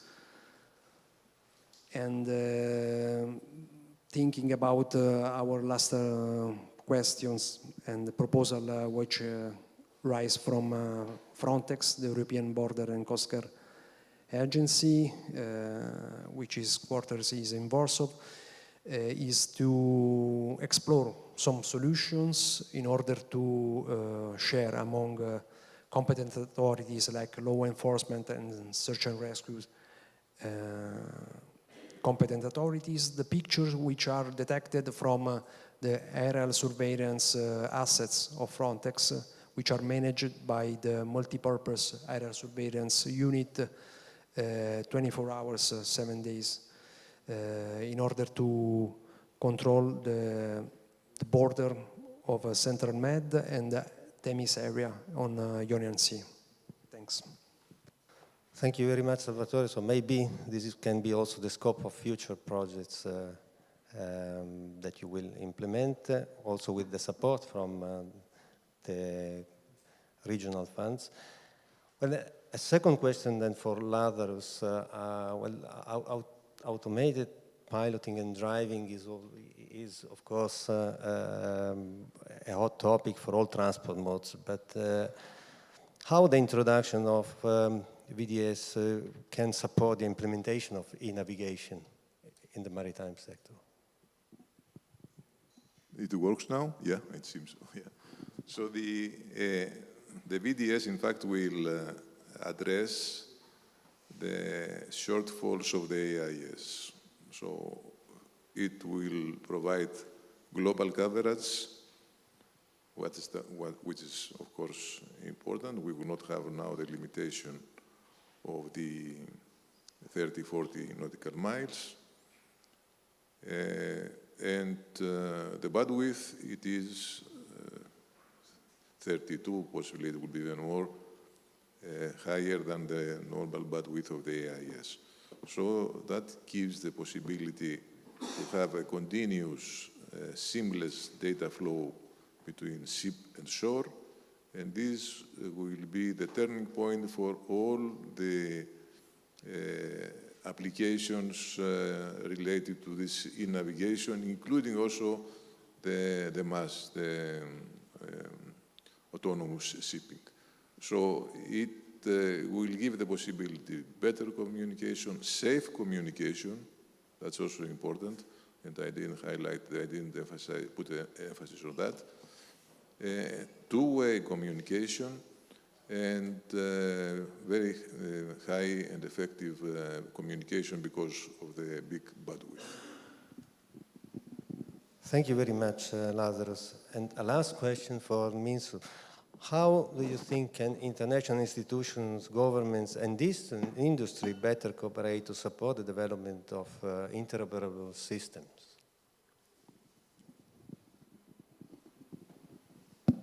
Oh, yeah.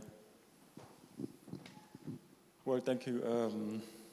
There is a lot of things to do for international organizations, but at the moment, just what I'd like to emphasize is that the connectivity is it will be there. So we will see next generation connectivity channels very soon, and I think we keep talking about the data model now. But the real question is that do we really have tested this? So we keep talking about the data model, but we never tested it. So the real question is about the data. So I think the role of an international organization could be trying to test together with all the members this data model really works. So that is, I think, one of the most important questions what we need to answer now. So I think by developing the implementation guideline of the data model by international organizations, I think we can figure out what could be the issues and the problems before our members encounter. So does it answer? Yes, thank you.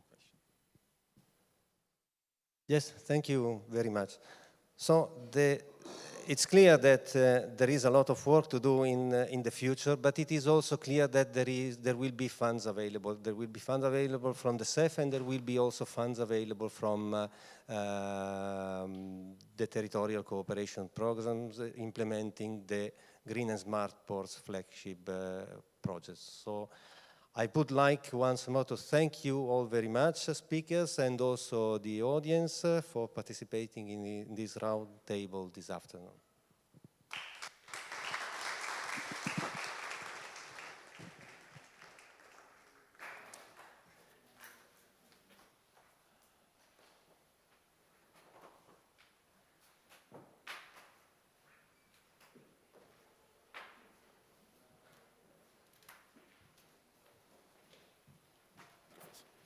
Good afternoon, ladies and gentlemen.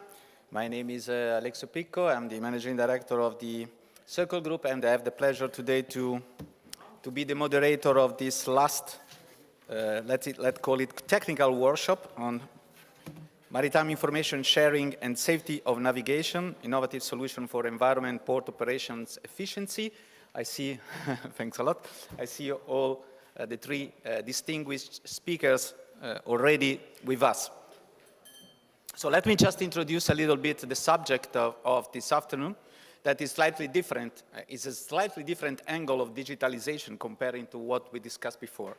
And if I have to summarize, we have two different, let's say, perspectives in the next three presentations. The first one is about something that is related to the concept of digital twin. And I like the idea to explain a little bit what, in my view, a digital twin is, because there is a lot of, even still a little bit of confusion. The real added value of the digital twin approach comparing to the traditional one of the simulation. Simulation is existing since a lot of time, giving decision support, is the real-time feedback from the field. So if you couple a simulation tool to have some decision-making with real-time information coming from the ground, you can replan immediately in real-time your systems, your approach, your whatever it is, the digital copy of on field. And this is more or less the subject we are going to talk about, to be around in the first presentation. And then the second and the third, they are about an area that is quite hot, let me say, in this period, talking about maritime transport. We have, since many years in ports, systems dealing with operations, so-called port community systems. We have, in terms of administration and reporting formalities, the maritime single windows in each country that are dealing with administrative information. What we are going to see in the second and the third presentation today is something that could be related to what can be called port call optimization. That is not really in between the two, but certainly is something that was not that much treated in the past, and now in many ports it is becoming really important for both the efficiency, of course, of operation, but also, of course, for safety of navigation. So let me introduce first our first speaker, Mr. Henrik Hansen, DHI, Denmark. Mr. Hansen has more than 30 years experience, professional experience in the field of offshore ports, maritime and coastal engineering. Today is a senior technical expert and ports terminal business leader, Energy and Ports Global Business Unit, DHI. And he was also DHI's Global Vice President for 4 years. So for the first presentation, I kindly invite Mr. Henrik Hansen to be on the stage. The floor is yours. Thanks.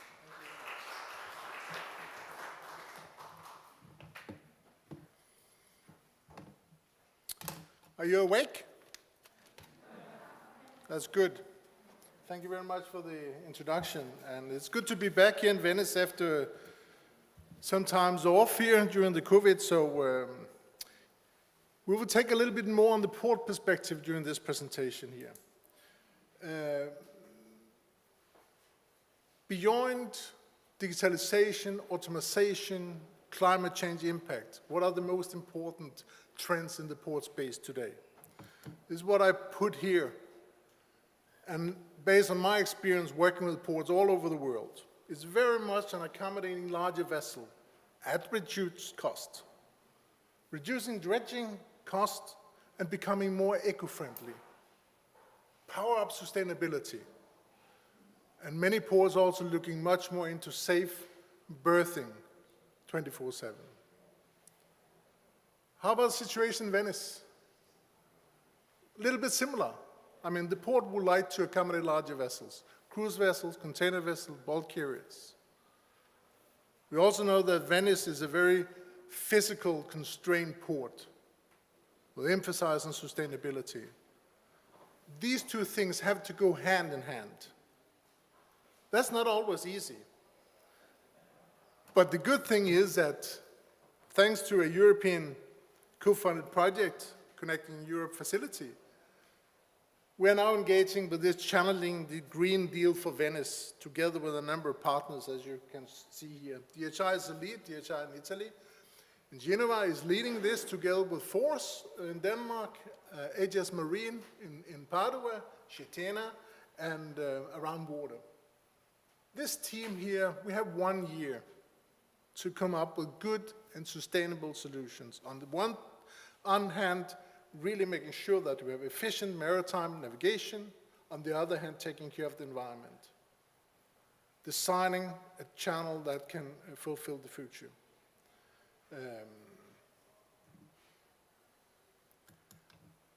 I will not go in detail with a lot of these activities that you can imagine that this will cover. But the key principles are very much about innovation. Science-based approaches, still pragmatic approaches, out-of-the-box approaches, they should be science-based and physics-based. Even though we use advanced models, AI and machine learning and these kind of things, science and physics are important to understand the problem and find creative solution. Covering, if you see to the left on the panel, marine conditions, detailed understanding of the water environment is crucial. The wakes from the vessel causing erosion, that's the second to the left on the panel. Having models for that, which is trustworthy. Upper right panel shows the activity related to the overall understanding of the environmental consideration in Venice. And finally, on the maritime aspects, using a lot of simulations in the full bridge simulator, as well as other kind of simulation tool. Together, they will help us finding good solution in the future for the port. Traditionally, when you do channel design, accompanying the larger vessel, we have been using the same rules for quite some time, including Planck guidelines and everything. We do that every day. Usually, they are static rules, quite often conservative. About 6 years ago, we were engaged in a couple of large port projects where the port would like to accommodate larger vessels. And they made a business case. And that was very difficult to get the things together. And we said, we have an idea. We can do things differently. Why not take advantage of how we are doing that in the full bridge simulator? Everybody trusts full bridge simulators nowadays, also at that time. Combining these two worlds, detailed understanding of the water, the hydrography, and the trust to full bridge simulator, combining that together. That was the start of a journey for DHI and many other companies around the world, and optimizing port calls. We saved these two ports, I think the first port, $15 million in dredging costs, because it was not necessary to dredge the port, access channel. And since then, we have been engaged in large number of projects around the world, where we have taken benefit of that.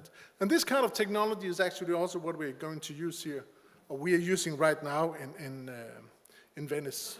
To the right, you see a detailed representation of the lagoon, and together with a full bridge simulator, modeling the vessel forced by different kind of motion, wind, water level, currents. Then you can actually calculate the risk of grounding and optimize your channel the most accurate way. And there's trust about that. IALA, PIANC, IMO have accepted and endorsed these kind of methods. And we have done lots of documentation that this is trustworthy. So this is actually going to be used here, and you can see the Marghera channel here. And this is a channel we are going to optimize. This tool is called, invented by DHI, NCOS Online. NCOS stands for Nonlinear Channel Optimizer Simulator. So this tool is today used in a large number of ports, helping the harbor masters, making more proactive decisions on safe transits, efficient transits, but also with respect to sustainability. And this tool is also used by pilots, coast guards, which have different roles compared to the harbor master. There are many stakeholders, but we have managed to combine this in a smart way, because usually technology is an easy one, but getting people together with many different roles, that's a real challenge.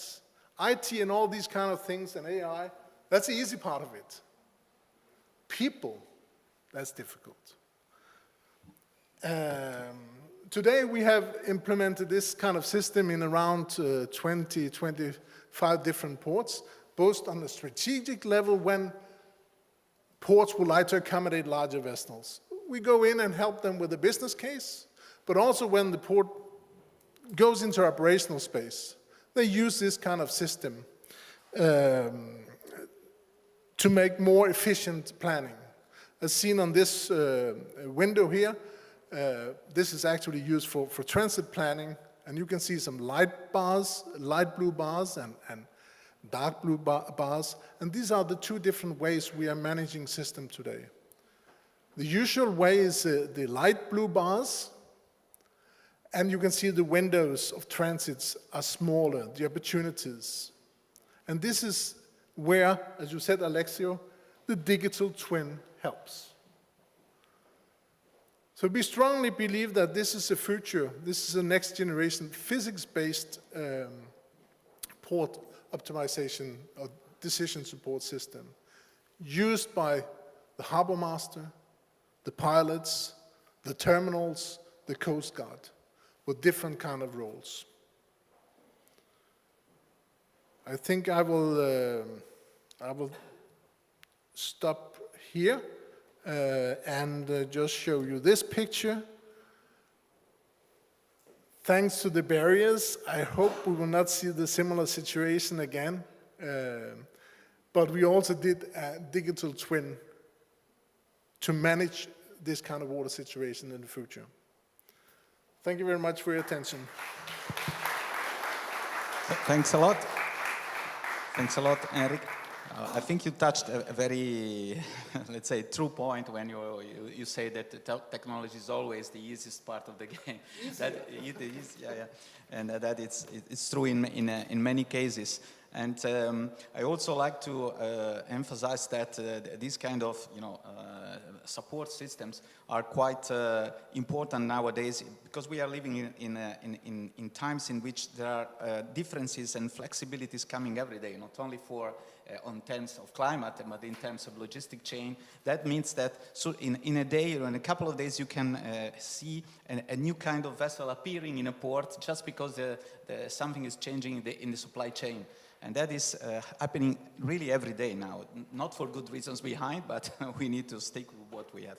So thanks a lot. We go now for the second speaker, Mr. Magnus Sundström, that is Head of Research and Innovation at the Swedish Maritime Administration. Magnus has been working in the Swedish Maritime Administration for 23 years now. Since 2012, he holds the position of Head of Research and Innovation Unit and deeply involved in the development of the sea traffic management concept. He is the initiator and coordinator of a large number of international and EU-funded projects in this area and in the maritime transport. Magnus, the floor is yours.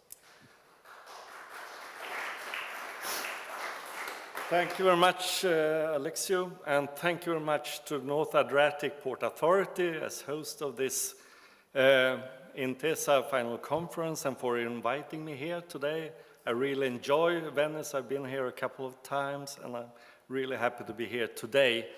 Dear ladies and gentlemen, first of all, let me try to recapture some of the very important words from the previous session about innovation and the need for innovation in the maritime area.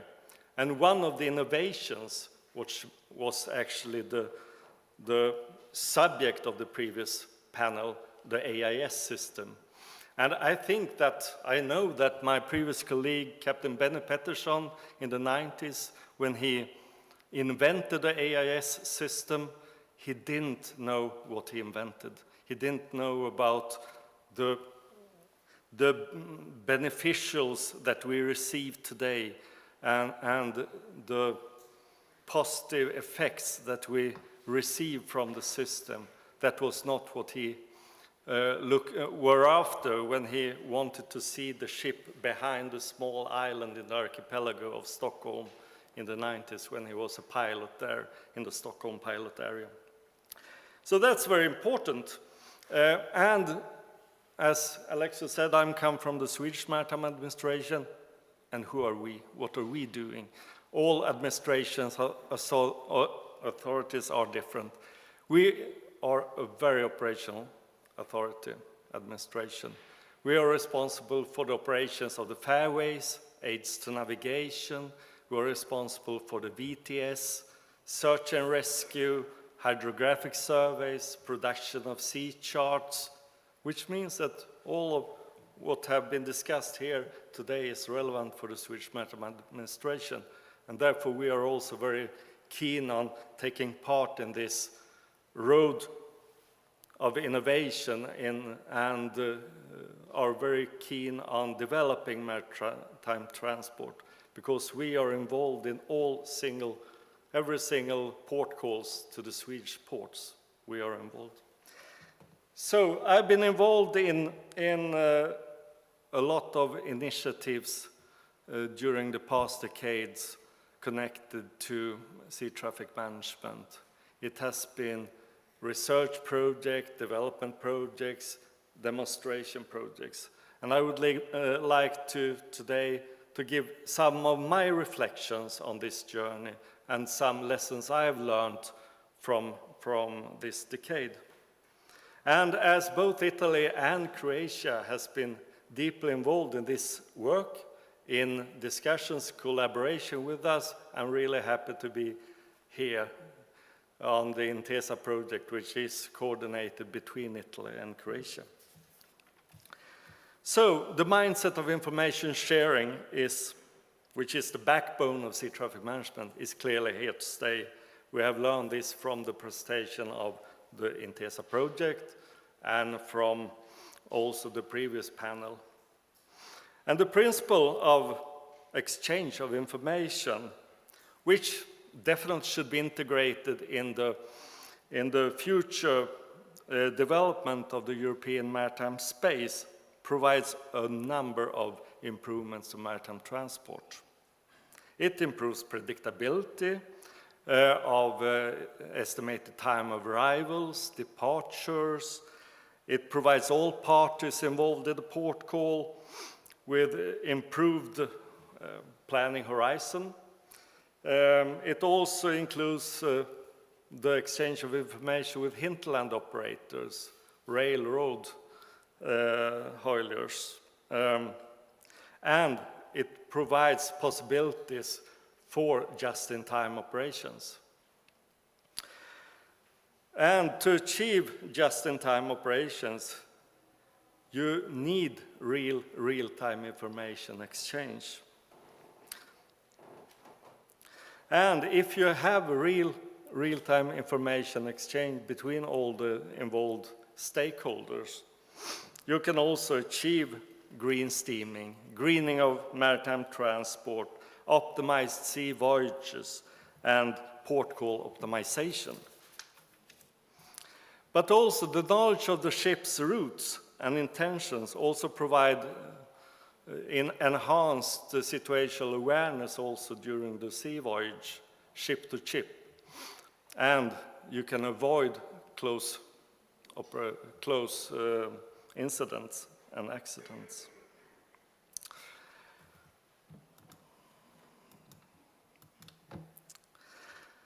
So, when we developed and deploy sea traffic management, we need to challenge our current business models.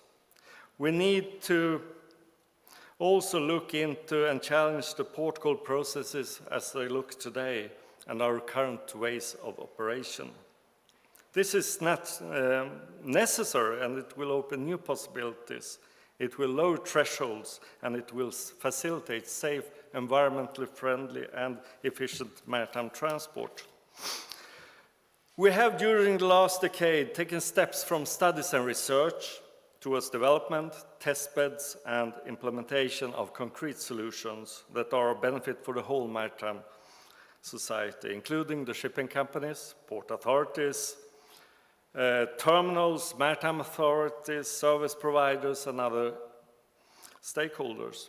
In the Mona Lisa project, we took the first steps. We developed and started to test the technological possibilities with route exchange. This was a regional project in the Baltic Sea. Following in the Mona Lisa 2 project, we widened the partnership, included the Mediterranean and North Sea. We made an ambitious definition phase of sea traffic management, much inspired by the air traffic management and the CESAR program. In the STM validation project, we started to test this concept. We have developed a number of different valuable services, which we tested on board 300 ships, 13 ports, 5 shore centers across Europe. It was a project with 38 partners from 12 European countries and a lot of different associated partners worldwide. We have, after the STM validation project finished in 2019, have come back to some regional implementations. We have taken results from the STM validation. We have developed information sharing platforms for port actors, and this is actually rolling out and being implemented today in ports around the Baltic Sea, in Finland and in Sweden. And we have, in the BaltSafe project, taken a perspective from the VTS centers and looked into how to increase the navigational safety from a VTS perspective when you have route exchange, when you have the route plans from the ship, and where you can coordinate the ship approaches in a more efficient way. This is really, really interesting.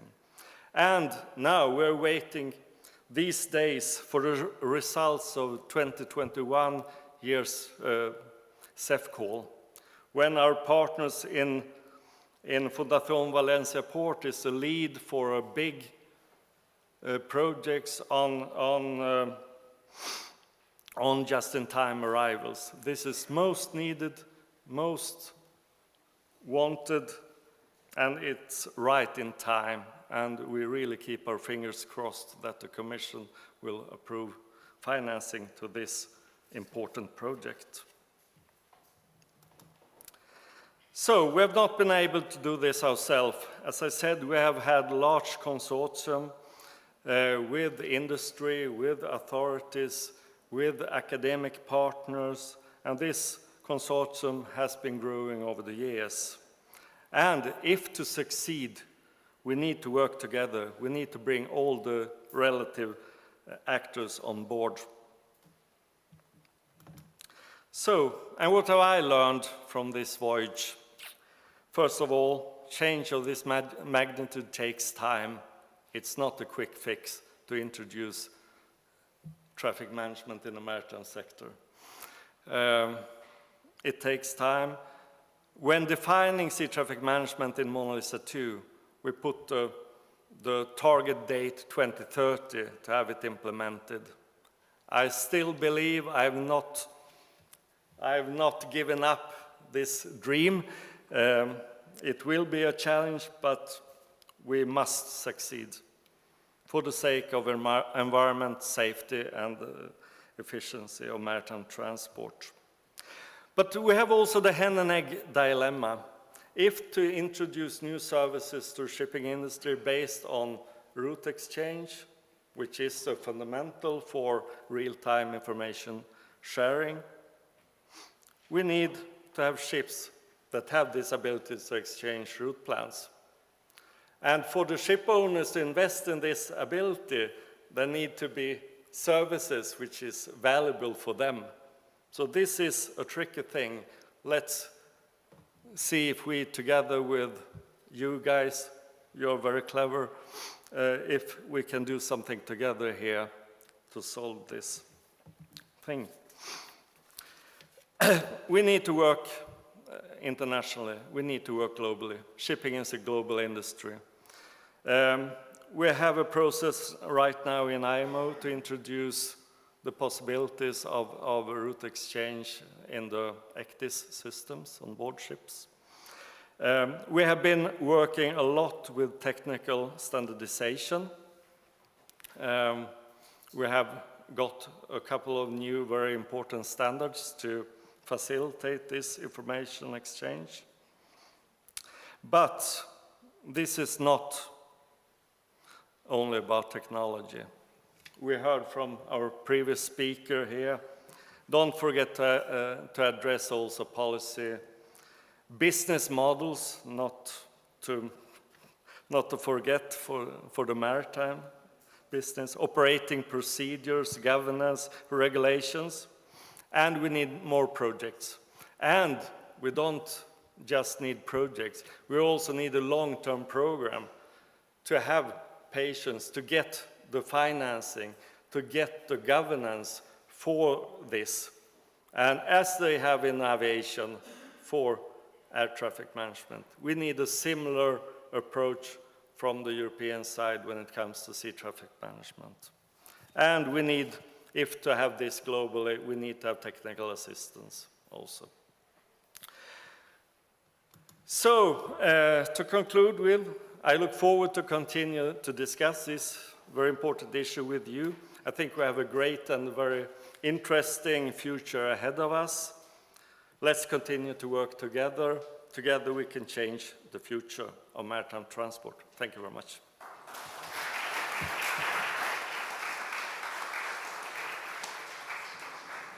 Thanks a lot, Magnus.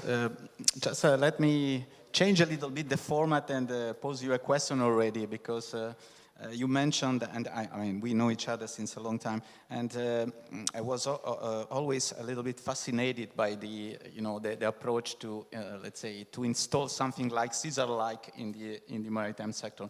Is this still, let's say, the global approach, or now the approach is a little bit changed with a number of different modules that can be applied in several ports, but not being really, the Caesar of the sea?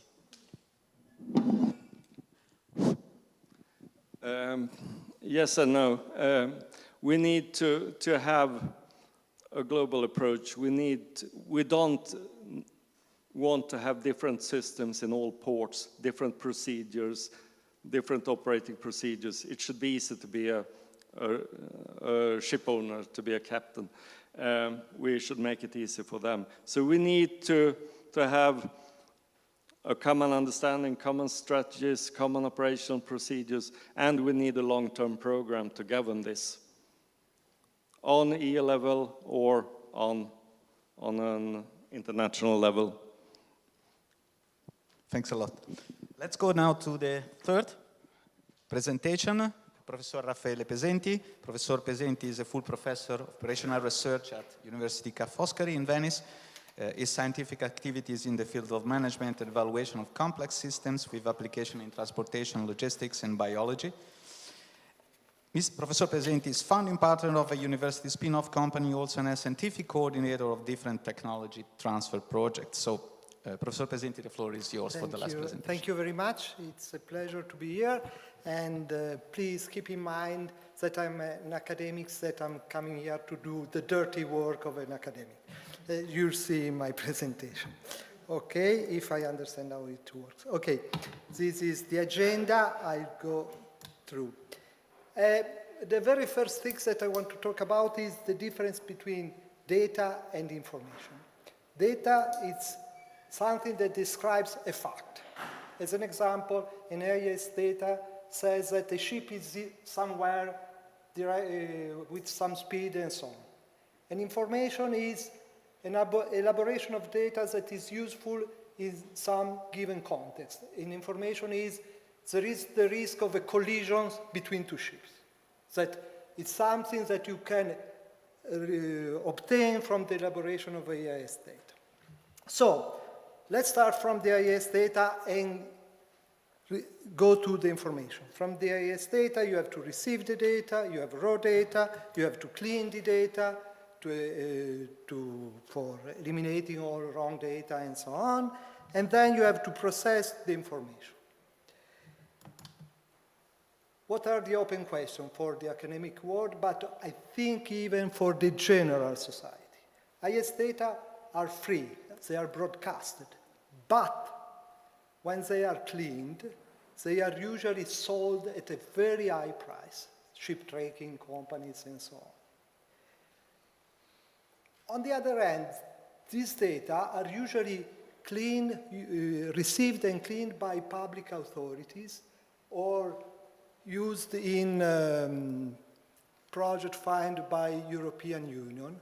So I wonder if we cannot think of making this kind of data open to the general public, researcher, companies, and so on. Why I say so? Because I say that this data have a great value. In the previous presentation, in the previous section, and in this section, we saw that this data have great values, and they are used originally for vessel traffic service, but they can be used even in many other contexts, maritime context, as an example for green emission, for controlling green gas emission, but also for other situations. As an example, they are used in England to estimate the gross national product very in advance. Because if you know how many ship, what kind of loads they have, you can forecast very well the gross national products with months in advance. You can help the general government, the authorities to make decisions, very important decision for a nation. But this is a simple application. Another application is to track fishery activities. Not only because you are interested in the fishery activities, but because the fishermen are the predator of the fishes. And so you may be interested in managing the environment of the fishes. You may be interested in knowing where the fish are, and so on. There are many possible applications that could be developed more and more if the data that we already have, that you have presented, that have many possible applications, because you have data not only on the ship but also on the weather, on the maritime sea condition, and so on, that could be processed by many other people, many other institutions, many other companies, and produce value for the society, and of course, because I am an academic, for the research. This is, what I'm saying is it's obvious, and indeed, United Nations Statistics Division is working on this kind of project. It's working on the possibility of making this kind of data open. The previous presentations, we had someone from the Norwegian authorities, and as an example, in Norway, they make many data on many AES data freely available. Okay, then we are talking about data, big data, many data. And if you are talking about big data, you usually talk about analytics. What can you do with data? There are the so-called 4 kinds of analytics. The descriptive analytics that tells us what happens, the predictive analytics that tells us what is going to happen. And to do this, you need some algorithm, some method to predict the future. You have the so-called prescriptive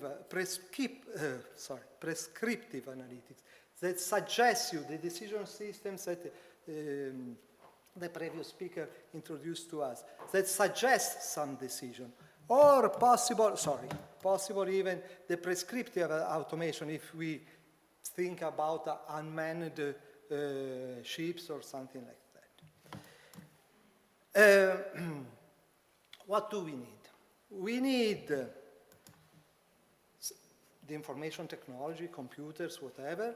We need knowledge of the port operation, and with these 2 stuff, we have already done the so-called port community system. We have developed with very good, you works with very good port community systems, but we can now, and the speakers before me, they are already doing something like that, we can introduce methods to support the decision in maritime operation, but also, as I said before, in other contexts, new methods, artificial intelligence, optimization, statistics, econometrics, to obtain the so-called business analytics in port operation, but not only, this is a possible application, but not only in port of operation. To do that, as someone before me has already pointed out, we need the domain expertise that is owned by the humans. Humans must be in the loop.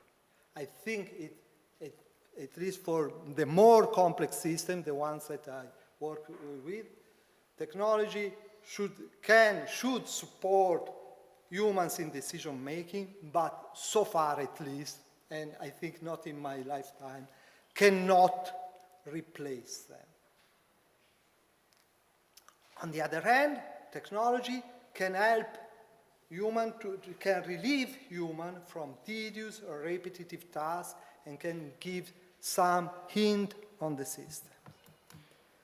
Here, as I said, I'm from the academic, a simple view of the literature. We can see that the literature is moving from navigation safety, there are many papers, many research on navigation safety, to more advanced application, to more general application supporting the decision, as in trade analysis, Arctic shipping, ship and port performances, or port innovation in maritime transport, and so on. Sustainability. These are to survey, recent survey. A possible application, as an example, is something of prescriptive analytics. The third one that we saw is, as an example, a system to schedule or reschedule ship maneuver, and a possibility, of course, kind of system. You need data on the movement, the maneuvers of the ship. You need the past data to understand how this kind of ship moved, sailed through the canal of our port, as an example, and how to predict their possible, their future, their movement in the future. You need possible, their future, their movement in the future. You need on the real-time data to correct possibly this kind of information. This is another possible view of seeing the same data. Here you can see how the ships can move through our channels, and you can check whether they are too close or not. And this is a possible schedule suggested by a decision support system, but of course the human operator can change the order of the movement, of the maneuver of the ships, can decide that some maneuver must be performed in a different way because he knows the context, better the context than a model that is for necessary an approximation of the reality. I'll try to be quick. Let me stress some other thing. Prescriptive analytics is something we academics, we fool our mouth with. We are working on prescriptive analytics, but it's not without issues. It's not so easy to implement. Why? Prescriptive analytics should provide information and support the human decision maker in making decisions. What does a prescriptive analytics system need? It needs data. And as someone before me said, data are the easy stuff. Nowadays we have lots of data. We know how to elaborate them, how to clean them, how to collect them. We need rules.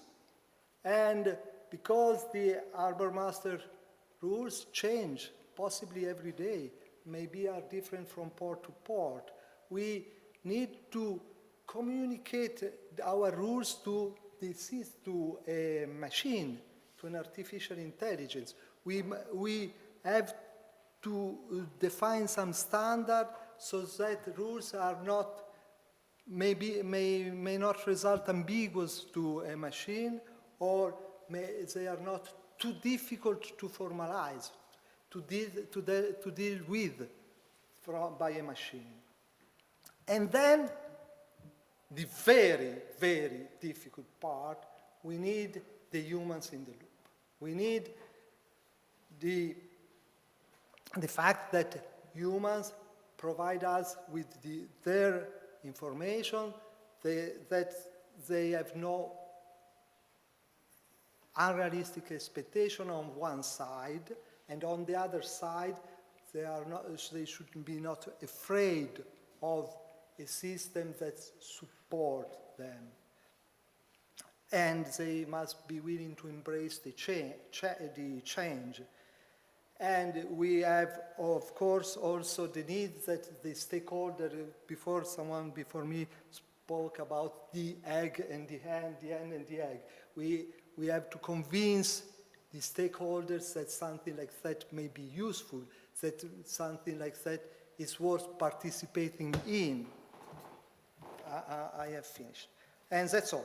I think that's it. So this is just a show that, the difference between some real-time data and what is planned and that is present on a port community, in our port community system some years ago. And here you can see that we suppose that some tag assisted a ship in some hours, and if we check with the AIS data, there are some difference that may be interesting to analyze. And that's all.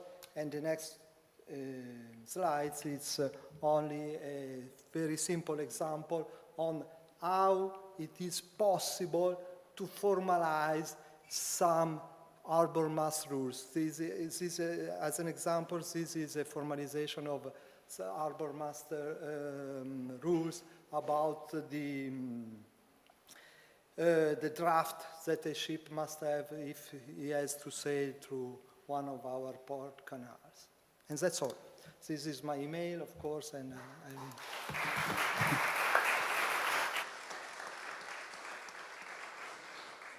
Thanks a lot. I think as a lessons learned, we for sure now know this today that humans are the key issue and the key problem everywhere, every time. So I have also a couple of questions, one for Professor Pesenti, one for Enric. But before that, I would like to ask if any of the person in the audience, if you have any question for our distinguished speakers. Okay, if not, I would start from you, Professor Pesenti. We have seen a number of different, let's say, modules, okay, systems modules. Do you think that for some of them, any of them, you need further research, or they are, very close to reach the market side? Because I fully agree, working every day in port and logistics, that everything is ready for business analytics in ports. Are all these models ready, or you need further the micro? If you ask an academic, the answer... They are not ready anymore. It's obvious. That's a silly question, We are you're paid right. for that, but I try to be sincere. There are already many products on the market, and very good products, that, as an example, deals with clean data. If you Google ship tracking, you see many companies that sells clean data, clean AES data, on the basis of which you can elaborate and obtain some good results. Sorry, I forgot your name, but Eric that spoke before me presented a very good system. I went through his company site, a very good system that uses this kind of data and is already commercially available and do some optimization. Of course, I think, again, let me stress, I'm an academic. I think that you can always improve, you can always innovate. I don't want to say better, but you can reach higher levels. Keep in mind that this is a very theoretical point of view. Some problems are really difficult. And when I say really difficult, I say that it is assumed that they are impossible to solve at the optimality. If I have a scheduling problem and I want to obtain the optimal schedule, not a reasonable schedule. To obtain the optimal schedule, so far, you may take years, if not hundreds of years, to obtain the optimal schedule. So, and this is a mathematical theorem. It's not something. And so, again, the human factor is important because the human must decide what is acceptable, what is reasonable. Thanks a lot. I should have rephrased the question saying, okay, are you ready to give me your modules that I can sell it? So that being a business guy, that's the question. Eric, the last question is for you. You described us your systems that are quite innovative in the overall approach. So do you think that the European Commission is sufficiently supporting those kind of developments through funding or other policies or initiatives? Do you think that this is sufficient, or there is still something that could be done more? Very good question. I think what we should aim at is doing more pilots projects for real application much faster. Putting different kind of models and data models together and test them off more quickly than we have done before. We have often spent a lot of time developing new models, new concepts, again and again and again. And of course also made demonstrations.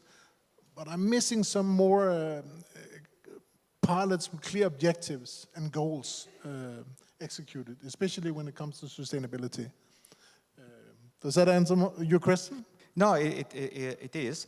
Also, it reminds me that there was a measure many years ago that was called take-up measure that was meant to cover the bridge between the piloting and the real, the real business case. That is not anymore there. There might be something similar, but it was 20 years ago. It was a long time ago. It was the 5th framework program. But okay. Nevertheless, we thank you, our distinguished speakers. Thanks so much for this technical workshop. And before concluding, I leave the floor to the Secretary General of the North Adriatic Seaport Authority, Mrs. Antonella Scardino, that I introduce you briefly after a 15 years experience in top-level consultancy such as Ernst & Young and Capgemini, in which she was in charge for initiatives related to digital transformation, real estate, procurement, and process improvement. She is now the Secretary General of the North Adriatic Seaport Authority. Mrs. Scardino, the floor is yours, and we leave you for the conclusion. Thanks a lot.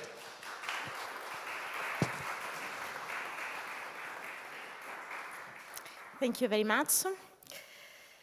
It's a pleasure for me staying on this stage for the topics that we have listened in this context, and for the work that all group, all members have done in these years.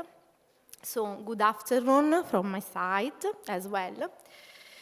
Thank you all, panelists and guests, for the debate participation, for the audience, and your patience and patience, and also online audience. My task is very difficult at the moment because this is a final and I need to explain the conclusion of this table. The proceedings today have clearly shown that the themes we are dealing with are high in the agenda. In the agenda, I want to add in the agenda of our ports, of our nation, and for, I think, the economic impact that these choices, this technology, and this project can have. We are dealing with an high logistics stakeholders, and you ultimately provide a reliable logistic chain that are affected as citizens as well. As it has been clearly said before, we need more technology and skilled staff able to exploit, to overcome challenges associated with the climate change and potential disruption that may occur also to the global logistics chain that emerged during the recent COVID pandemic. But I want to add also to create a new way of working and to create a new economic model with the concrete added value. We need to imagine a new way to fully leverage and exploit the digitalization, big data, and work solution. As it has been underlined by the managing authority of Interreg Italia-Croatian program, in the future 7 years, the themes of digitalization and circular economy will be cross-cutting themes, and we are eager to jointly create more projects and proposals to exploit funding and cooperation. This is an opportunity for all of us. But we need to develop these initiatives, these innovative initiatives, with cross-border strategies for logistic and mobility solution, interconnecting ports with railways, airports, inland terminal, industrial areas, in order to enhance the processing of passenger and freight. and find new ways to improve the environmental performance of port with small-scale infrastructure, innovative equipment, and ICT tools. When we summarize all interesting intervention, the user roundtable have given us an interesting insight of the evolution of IS and cooperation opportunities. EMSA has shown us the VHF data exchange system, VDES, that is the next generation of IS for low-rate digital communications, and the advantages, several advantages that this technology has. Effective and efficient use of radio spectrum, building on the capacity of IS, addressing the increasing requirements for data through the system, new techniques providing higher data rates than those used for IS. VDES messages is transmitted with an high confidence of reception, and VDES supports the navigation. So a lot of opportunity for the future for us. YALA has clearly underlined the potential of intelligent maritime safety infrastructure, digital and physical, shifting from the traditional navigation IDS to the digital ones. This new concept opens new path to unlock the potential to safe and more efficient maritime industry. YALA underlined the importance of the new connection technologies and the importance of implementation guidelines and testing the data model. This is very important for us, and we are here also as Venice Port to give our availability to some testing if it's necessary. This is the scenario and the general framework on how the technology moves. And in second roundtable, we had another additional highlights of real applications. DHI has shown us the knowledge acquired from the strategic planning tools, for example, hydrodynamics, modeling, and real-time simulations that we prove also in Venice Port, can be applied on the real test bed operational models to improve efficiency in the port and safety in navigation. Hot trend in ports and terminal businesses have been named as a need for accommodating larger vessels at reduced cost, reduce dredging cost with the design model and real-time implementation model, and become more eco-friendly, so in line with the EU strategy. Powering up sustainability and ensure secure, safe vessel berthing for 7 days and 24 hours for days. So a lot of things that we can do, and concrete application system that we can use in our ports.